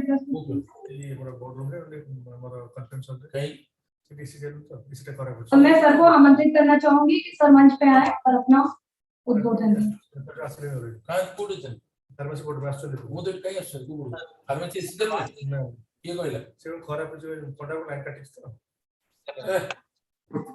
मंच पर आसीन ख्याति प्राप्त लब्ध प्रतिष्ठित विद्वान हमारे गुरुदेव आदरणीय प्रोफेसर मोहम्मद एहतसाम सर का मैं चरण वंदन करता हूं। इस सभागार में उपस्थित सभी सम्मानित विद्वज्जन, सभी सम्मानित शिक्षकगण, शोधार्थीगण, विद्यार्थीगण, मीडिया के बंधुगण, बोध गया के इस पावन भूमि एवं ज्ञान की भूमि, इस मगध विश्वविद्यालय के गौरवशाली एवं ऐतिहासिक प्रांगण में आकर मुझे अपार हर्ष की अनुभूति हो रही है। आज जो टॉपिक है 5-day workshop on research ethics and project writing, यही बहुत महत्वपूर्ण है। यह जो कार्यशाला का आयोजन किया गया है, इसमें हमारे गुरुदेव हैं विश्वविद्यालय के कुलपति महोदय। मैंने देखा कि सभी हमारे सीनियर शिक्षक, हमारे वर्गीय शिक्षक लोग आ रहे हैं, लेकिन उन्होंने कहा कि नहीं, तुम भी आओ, इसमें कुछ अपनी बातों, अपने विचारों को रखो। सर का मैं बहुत तहे दिल से धन्यवाद देता हूँ, अपना दिल से आभार व्यक्त करता हूँ। शैलेंद्र जी का भी आभार व्यक्त करता हूँ, उन्होंने हमें बुलाया और बोलने का, कुछ अपने विचार रखने का मौका प्रदान किया। तो रिसर्च वर्ड है वो हम लोग अक्सर सुनते हैं, बच्चे भी आजकल कहते हैं रिसर्च। हम लोग भी अक्सर रिसर्च शब्द जो है हमेशा डेवलपमेंट से जुड़ा हुआ है। ऐसे तो आज रिसर्च के बारे में, रिसर्च प्रोजेक्ट के बारे में बहुत सारी बातें सुबह से अभी तक हुई। यह लास्ट सेशन है, तो अभी तक मेरा जो भी अध्यापन रहा है, जो मेरा अनुभव और अवलोकन रहा है, और के विचार, हमारे जो विचार हैं और शोध मंथन के जो हमारे उद्गार हैं, उसके को आपके समक्ष रखूं। उससे पहले मैं कबीर का एक पंक्ति आपके सामने रखना चाहता हूँ। पोथी पढ़ी पढ़ी जग मुआ, पोथी पढ़ी पढ़ी जग मुआ, पंडित भया न बोल, ढाई आखर प्रेम का पढ़े सो पंडित होय। तो अगर मानव प्रेम करना सीख जाए तो उसका पढ़ाई सफल हो गया, वो सफल हो जाता है। प्रेम किससे हो जाए? जल से, जंगल से, जमीन से, जन से और जानवर से। तो पूरा समाज कितना स्वच्छ हो जाएगा, मधुर हो जाएगा, सौहार्द हो जाएगा। उसी तरह जो रिसर्च जो शब्द है वह 8 अक्षर से मिलकर बना है। अगर 8 अक्षर को हम समझ जाए अच्छी तरह से, तो हम अच्छे शोधार्थी बन सकते हैं। वह 8 अक्षर जो रिसर्च का जो 8 शब्द है, वह पहला शब्द है आर।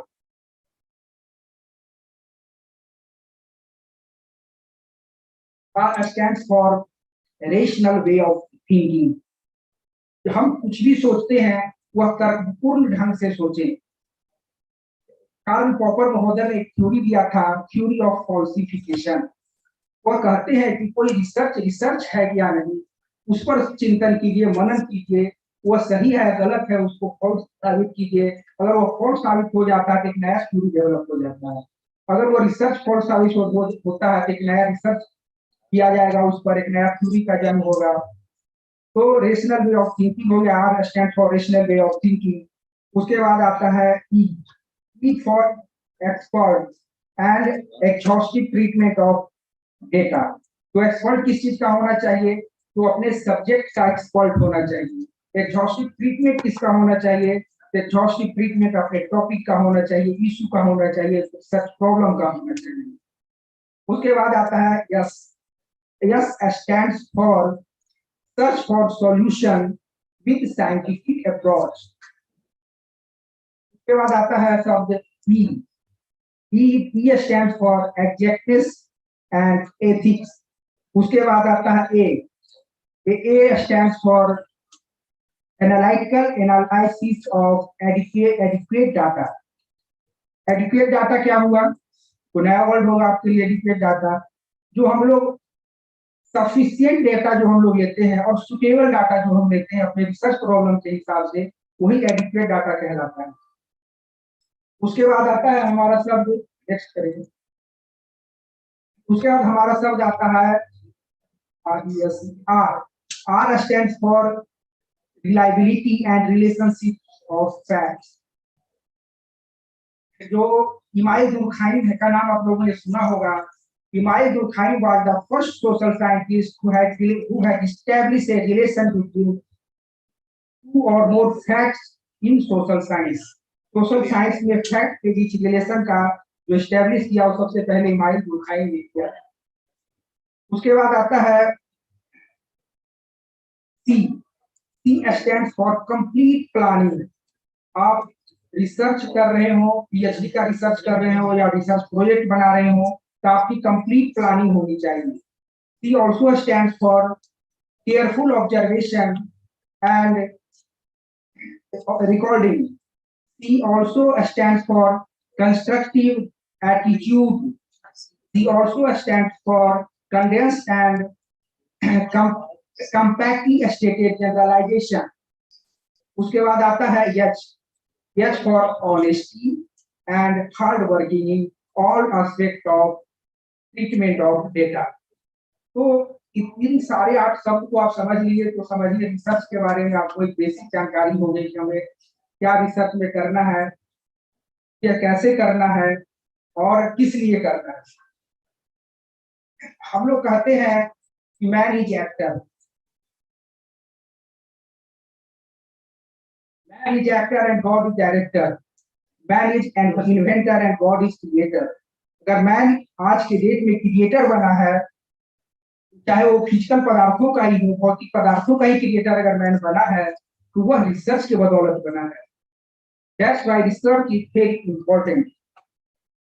उसके बाद हम लोग आते हैं, हम क्योंकि हम सोशल साइंस के स्टूडेंट हैं, तो सोशल साइंस के स्टूडेंट होने के नाते हम कुछ बातों को आपके समक्ष रखना चाहते हैं। हम लोग यह कहते हैं कि हम लोग साइंटिफिक मैटर में रिसर्च कर रहे हैं, तो हम लोग साइंटिफिक वे अपना रहे हैं रिसर्च के लिए।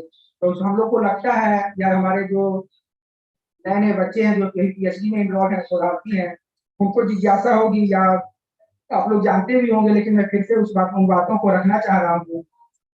सोशल साइंस रिसर्च और नेचुरल रिसर्च या नेचुरल साइंस रिसर्च में डिफरेंस क्या है? What is the difference between social science research and natural science research? तो सोशल साइंस रिसर्च और नेचुरल साइंस रिसर्च के बीच में डिफरेंसेस भी हम लोग को जानना चाहिए। तो सोशल साइंस रिसर्च में हम लोग जनरली सोशल साइंस का जो विषय है वो तो आप जान ही रहे हैं। इसमें हम मानव के बारे में, सोसाइटी के बारे में, मानव संबंधों के बारे में, मानव व्यवहार के बारे में, सामाजिक संबंधों के बारे में हम अध्ययन करते हैं। और नेचुरल साइंस में हम लोग जैसे नेचुरल साइंस का जो फिजिकल वर्ल्ड है, जो नेचुरल वर्ल्ड है, उसके बारे में रिसर्च करते हैं।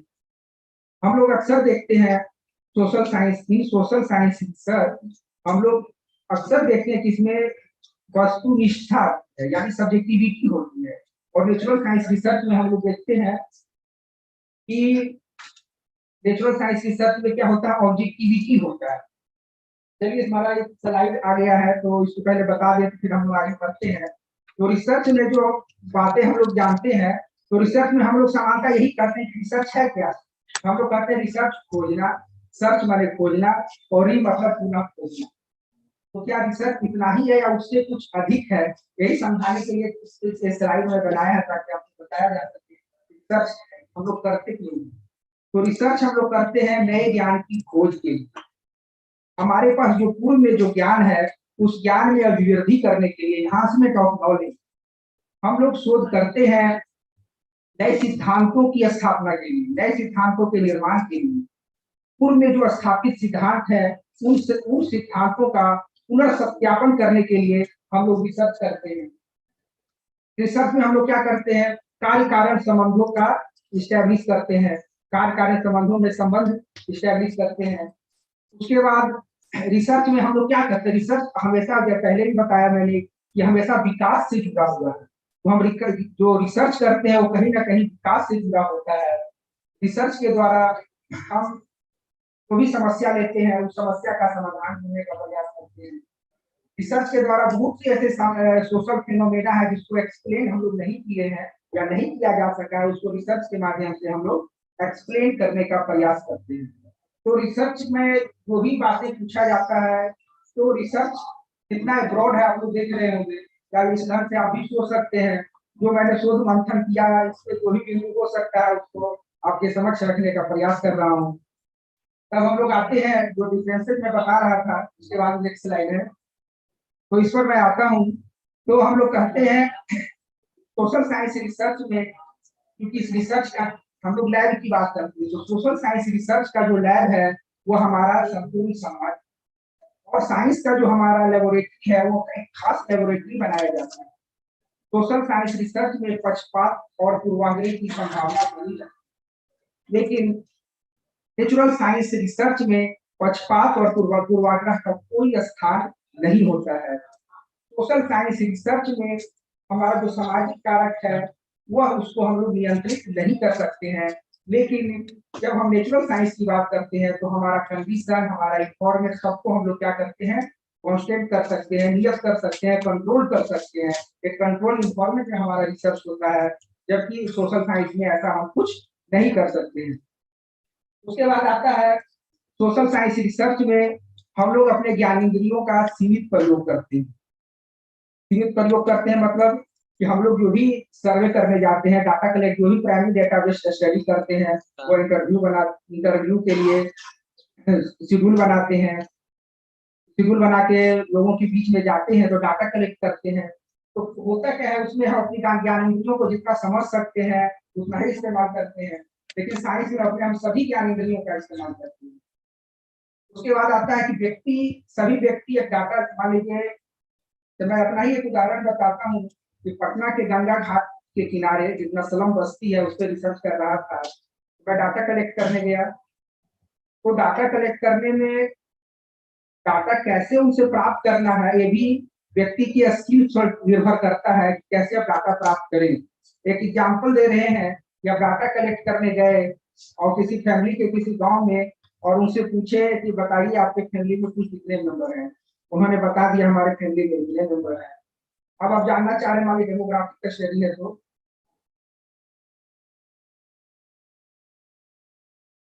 अब उनसे पूछ रहे हैं कि बताइए आपके घर में कितने महिला मेंबर हैं, बता दीजिए।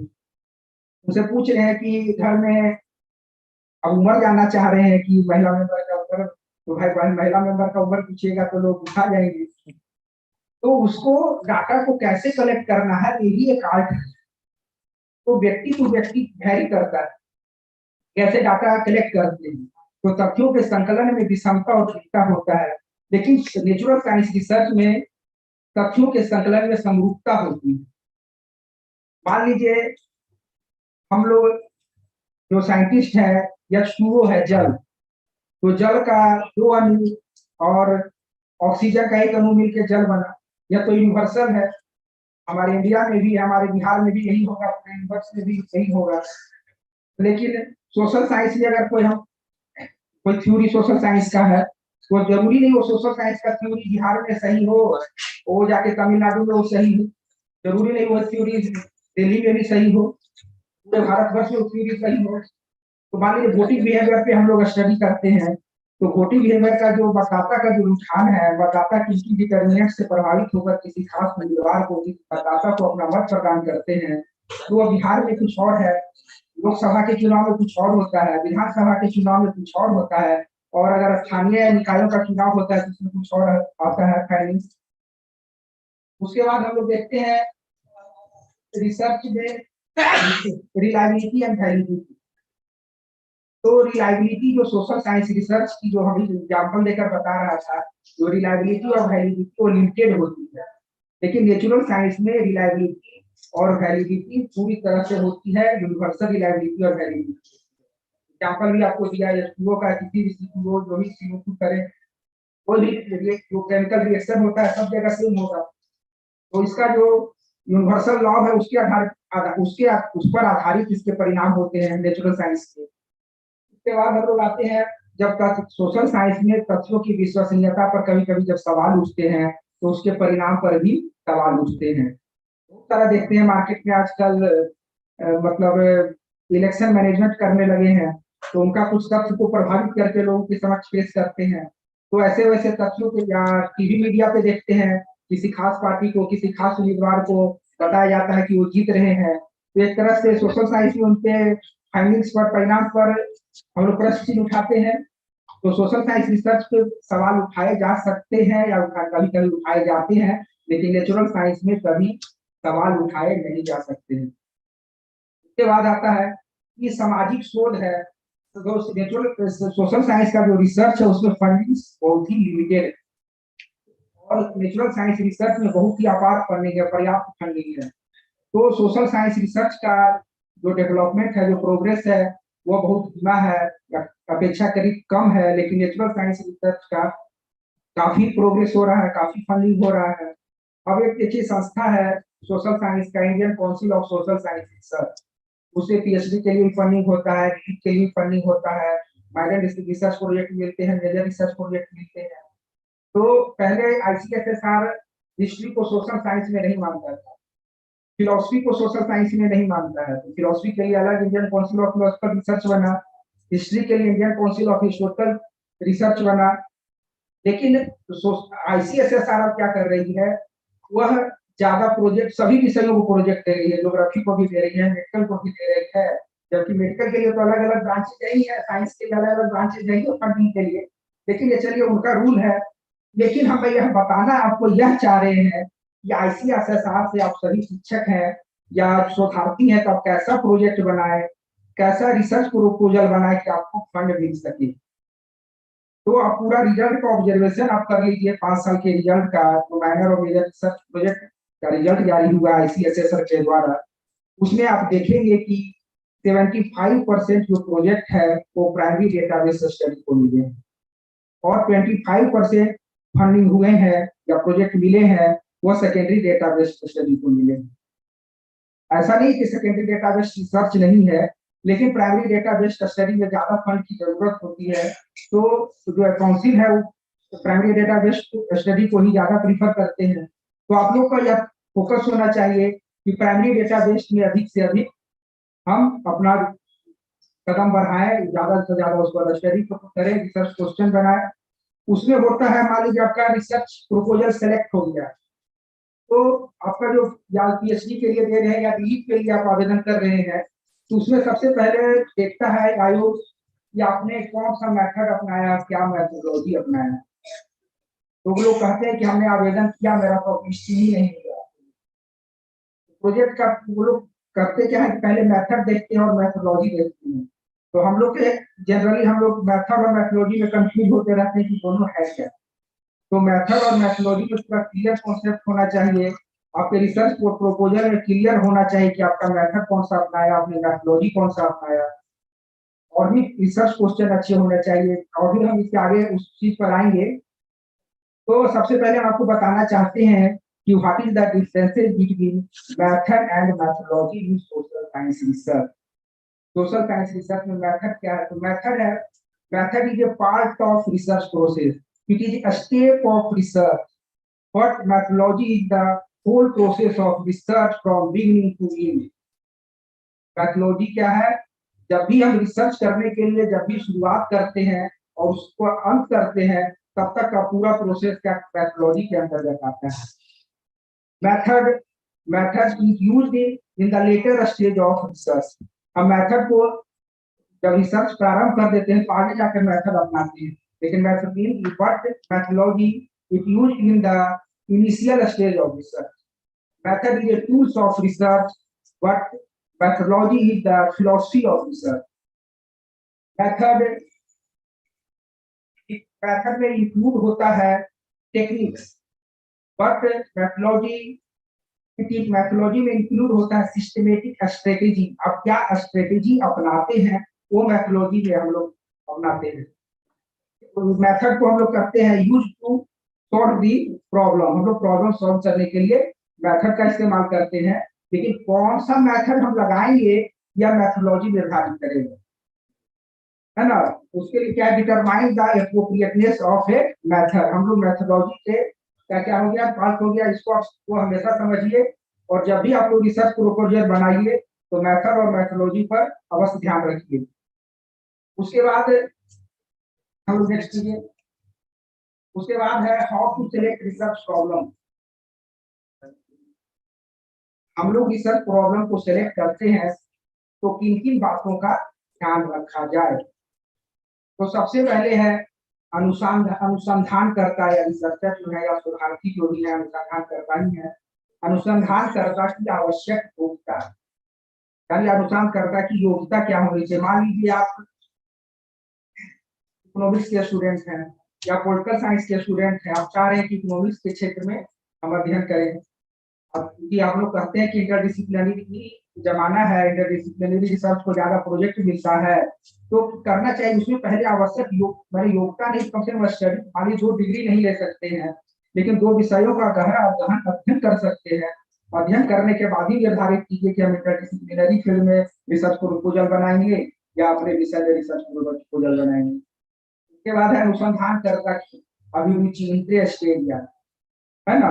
तो हम लोग पहले पूछते हैं, कोई रिसर्च स्कॉलर आते हैं तो पहले पूछते हैं आपका इंटरेस्ट एरिया क्या है ना। उसी पे रिसर्च प्रपोजल बनाइए, उसी पे पीएचडी कीजिए।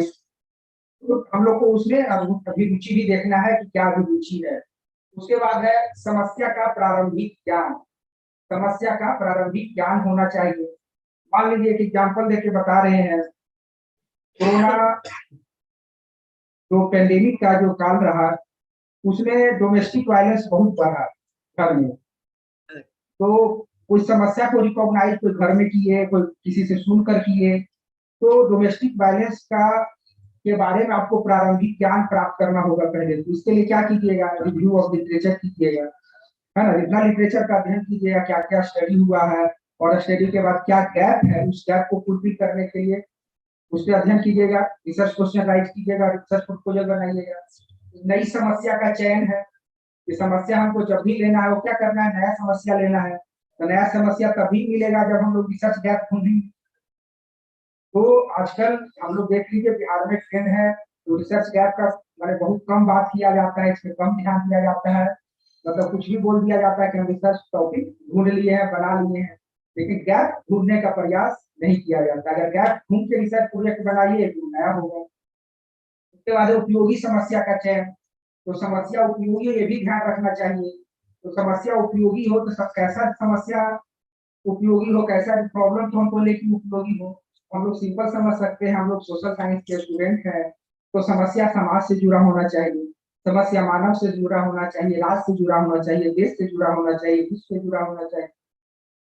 उसके बाद है हमारा उपयुक्त पद्धति का चयन। तो मैंने बताया कि मेथड का जो बात है, तो मेथड को कैसे उपयुक्त करना है मैथोलॉजी निर्धारित करेगा। आपको मेथड को अप्रोप्रिएट मेथड का सिलेक्शन करना है। उसके बाद है विश्वसनीय तथ्यों पर आधारित होना चाहिए। आपका जो फैक्ट्स है वह क्या हो जाना चाहिए, विश्वसनीय होना चाहिए, वह रिलायबल होना चाहिए। उसके बाद है हमारा समय एवं श्रम का ध्यान। तो रिसर्च प्रपोजल बनाने में या जो पीएचडी के लिए, डॉक्टरल फेलो के लिए आवेदन कर रहे हैं, फेलोशिप के लिए आवेदन कर रहे हैं, तो आपको उसमें समय और श्रम का भी ध्यान देना होगा। आप ऐसा टॉपिक चुन लिए जो 2 साल में नहीं होकर, 3 साल में नहीं होकर, उसमें 5 साल लगने वाला हो। आप ऐसा टॉपिक पे डाटा कलेक्ट करने का चुन लिया, आप रहते हैं बिहार में और डाटा कलेक्ट कर लिए किसी विदेश का, तो मान लीजिए आपके पास फंडिंग नहीं है तो विदेश में जाके कैसे स्टडी कीजिएगा, कैसे डाटा लाइएगा। मान लीजिए आप रहते हैं बिहार में, आप झारखंड का टॉपिक चुन लिए, तो भी देखना पड़ता है कि हम कितने अपने निर्धारित समय में अपने श्रम, कितना समय श्रम दे सकते हैं तो अपने टॉपिक पर। उसके बाद है हमारा धन के व्यय का अनुमान। तो हम लोग जो प्रोजेक्ट बनाते हैं तो उसमें हम लोग को इसका भी ध्यान रखना होता है, एक बजट का बनाना पड़ता है, क्योंकि इस पर तो सारा बातें कही जा चुकी हैं, हम थोड़ा सा इसे बस बोल रहे हैं। धन के व्यय का अनुमानित बजट का प्लानिंग करना होता है, प्रोजेक्ट में देना होता है। माइनर के लिए कितना हमको, माइनर के लिए जनरली 5 लाख का मिलता है और मेजर के लिए 10 से 15 लाख का मिलता है। तो उसी अनुसार से आप लोग को प्रोजेक्ट बनाना है। मान लीजिए प्रोजेक्ट बना रहे हैं माइनर का और उसमें डाल दिए मेजर का बजट डाल दिए, तो वही कैंसिल हो जाएगा आपका जब होगा सिलेक्शन और शॉर्ट लिस्टिंग होगा। तो ये भी ध्यान रखना पड़ता है कि हमको जैसा टॉपिक बना रहे हैं, जैसा रिसर्च प्रॉब्लम है, उसी के अनुसार माइनर बनाए या मेजर बनाए और उसके अनुसार बजट बनाए। उसके क्षेत्र निर्धारण में सावधानी बरतना वो भी पता है।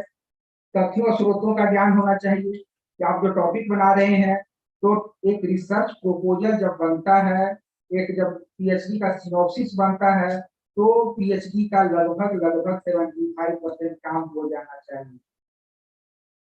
या रिसर्च एथिक्स का बात कह लीजिए या रिसर्च का सिद्धांत कह लीजिए, हम लोग टॉपिक पहले बना लेते हैं, उसका ढूंढते फिरते हैं कहाँ रिसर्च का डाटा मिलेगा, कहाँ तथ्य मिलेगा, दूसरे से खोजते रहते नहीं मिलता है। अंत में हम लोग यह भी एक रिसर्च एथिक्स का होता है कि हम लोग का टेस्ट कर लिए और काम कर लिए।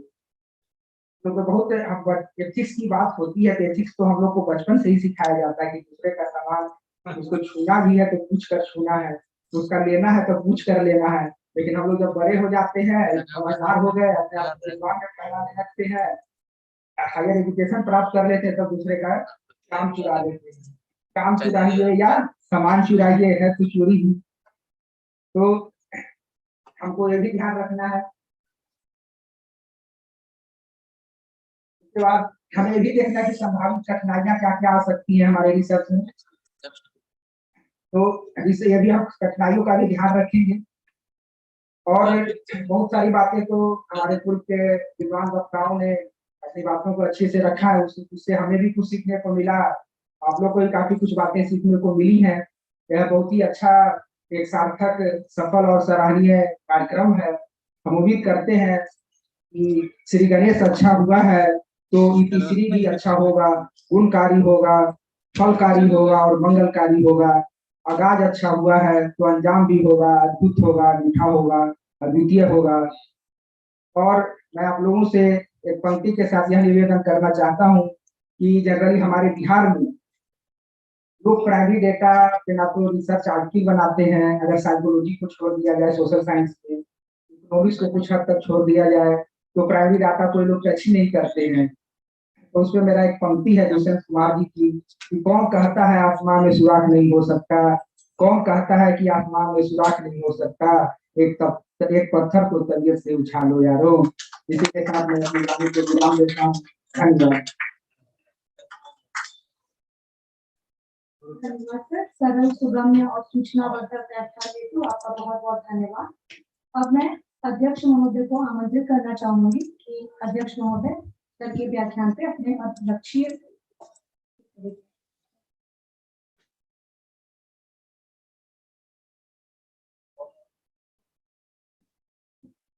Thank you Priyanka ji.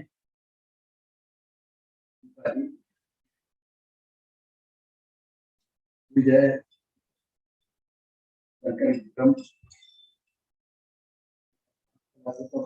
शानदार प्रस्तुति कर, शानदार।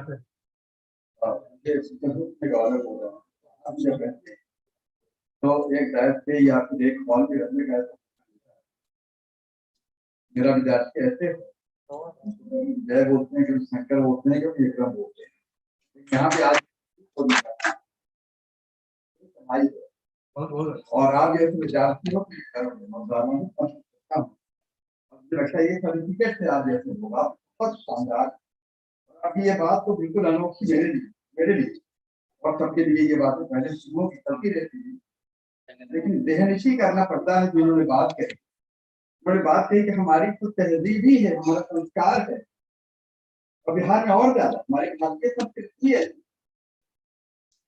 हम तो किसी चीज को बगैर पूछे भी किसी की लेना तो दूर, चुराना तो दूर, छूते भी नहीं है। आपने क्या बात कह दी, और आपने प्लेजरिज्म को और एथिक्स की जो बात की, इससे अच्छा एग्जाम्पल आप कुछ नहीं हो सकता। और मैंने पहली बार आपको देखी, तो मुझे लगा कि आप बहुत आगे जाओगे। आप ये चीज छोटी बात नहीं है, छोटी बात नहीं, बहुत बड़ी है। ये बिल्कुल इनोवेटिव है। आपका नजरिया इस तरह से देखने का, क्या आप मुझे बात करें तो एक लाइन से बच्चों को समझाया जा सकता है कि प्लेजरिज्म करने की जरूरत नहीं है। इसलिए मैंने आपके लिए एक शेर ढूंढ करके लाया। भाई करना फिर हम ही को है, करना हम ही को है, और हम कितना देते रहेंगे दूसरे को। न हम सफर हकीकी हम मछली से निकलेगा, हमारे पाँव का कांटा हम ही से निकलेगा। तो और पूरे जो डेलीब्रेशन हुए दिन भर के दूसरे दिन दिवसीय कार्यशाला में, उसका मुझे लगता है यही सार भी है कि सब कुछ है, पुरानी दुनिया नहीं। हम लोग जब पढ़ते थे तो शिक्षक के पास जाते थे, मेरे को किताब भी ये सब पढ़ना है, लोग तैयार करना हो। अब इंफॉर्मेशन भरे पड़े हैं, उसको व्यवस्थित करना है, उसको उसकी व्याख्या करना है, उसमें से तथ्य निकालना है।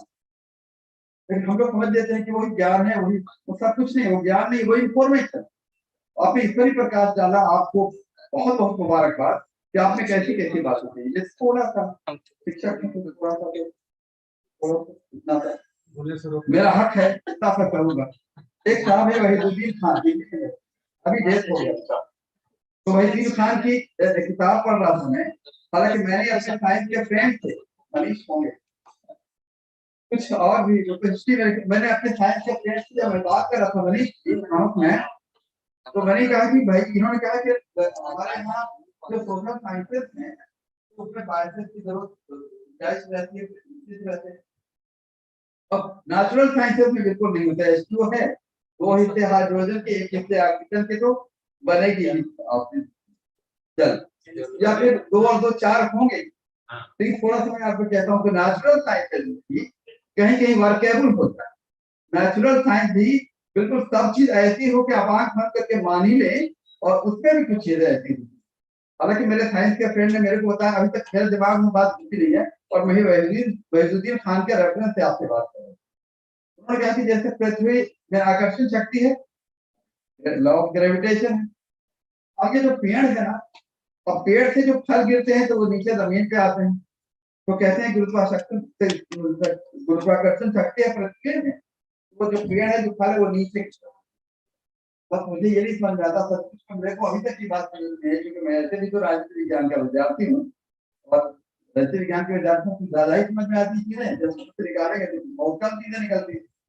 तो वो पेड़ जो है, जब फल उसका इतना था, वो नीचे गिर जाता है गुरुत्वाकर्षण शक्ति के कारण, वो पेड़ भी ऊपर गिर जाता है।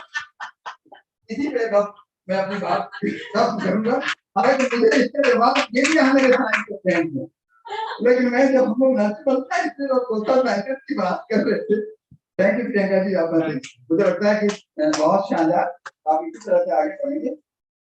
हमने बस गुरु का हक भी अदा किया, भी हो सकता हूँ, क्योंकि इसका प्रश्न का जवाब मुझे मिल चुका है हालांकि, लेकिन फिर भी मुझे इस बात के लिए मुझे लगा कि मैं अपने विद्यार्थियों को कल के सामने रखूं, कि उनको अच्छा भी लगेगा और ये उसकी तहकीक भी करेंगे, और मुझे भी, मेरे ज्ञान को भी परिपक्व करेंगे, समृद्ध करेंगे। आप सबका बहुत बहुत शुक्रिया आपके प्यार के लिए, आपके इतने धैर्य के लिए, और मगध विश्वविद्यालय को गौरवान्वित करने के लिए। ऑनरेबल वाइस चांसलर की जो मंशा है उसको मंजिल तक पहुंचाने के लिए जो माइलस्टोन है जो करना उन्होंने, हम सब उसके साथ हैं। आप सबका बहुत बहुत शुक्रिया, आपका बहुत बहुत आपको प्यार और बहुत बहुत शुक्रिया। Thank you.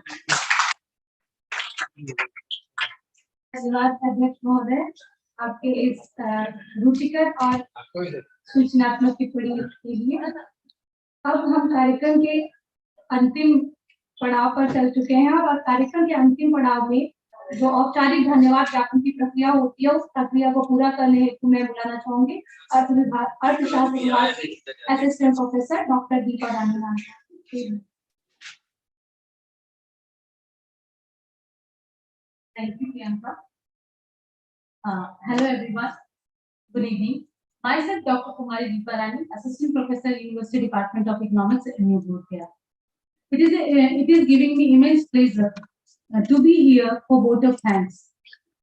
First of all, I want to extend my vote of thanks to our Honorable Vice Chancellor, Professor S.P. Sahi, and Professor Honorable Pro Vice Chancellor, Professor Braj Rajkumar Sinha sir, for their great immense cooperation and support to all of us for organizing 5-day workshop on research ethics and project writing 2023.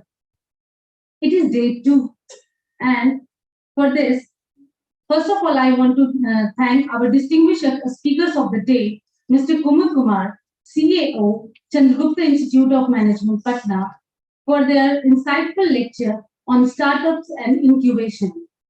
We all have been benefited from this. I also want to thank our speakers, Jyoti Ranjan Das, who joined us in online mode for his insightful lecture. I want to thank our another speaker, Vijay Shankar Vikramji, who is from JPU Chhapra, for his insightful lecture on research ethics and differentiation in natural sciences and social sciences research. I extend vote of thanks from core of my heart to our chairman of the session, Professor Dr. Ehtisham Khan, who has always been ready to help us in any manner to go ahead. Thank you, sir. I want to thank all the deans of the respective faculties, head of all the departments, principals of various colleges, who took out their precious time to be here and motivate us to do more, organize more such sessions and workshops in the future.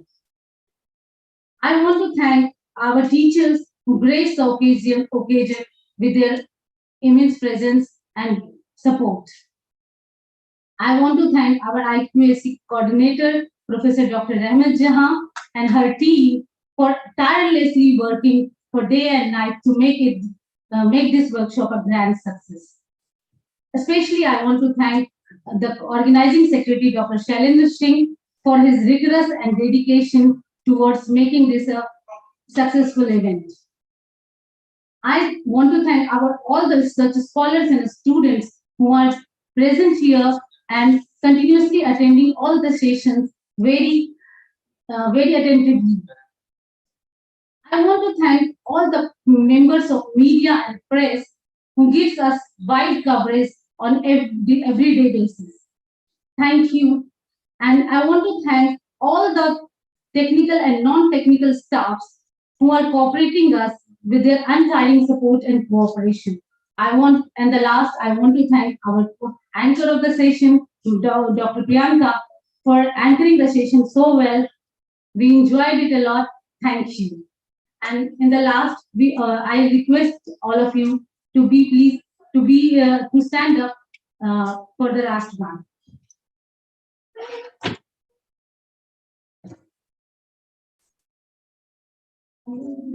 मन अधिनायक जय है भारत भाग्य विधाता पंजाब सिंध गुजरात मराठा द्राविड़ उत्कल बंगा हिमाचल यमुना गंगा उज्जल जल वितरंगा तब शुभ नामे जागे तब शुभ आशीष मांगे गाहे तब जय गाथा जन गण मंगल नायक जय हे भारत भाग्य विधाता जय हे जय हे जय हे जय जय जय जय हे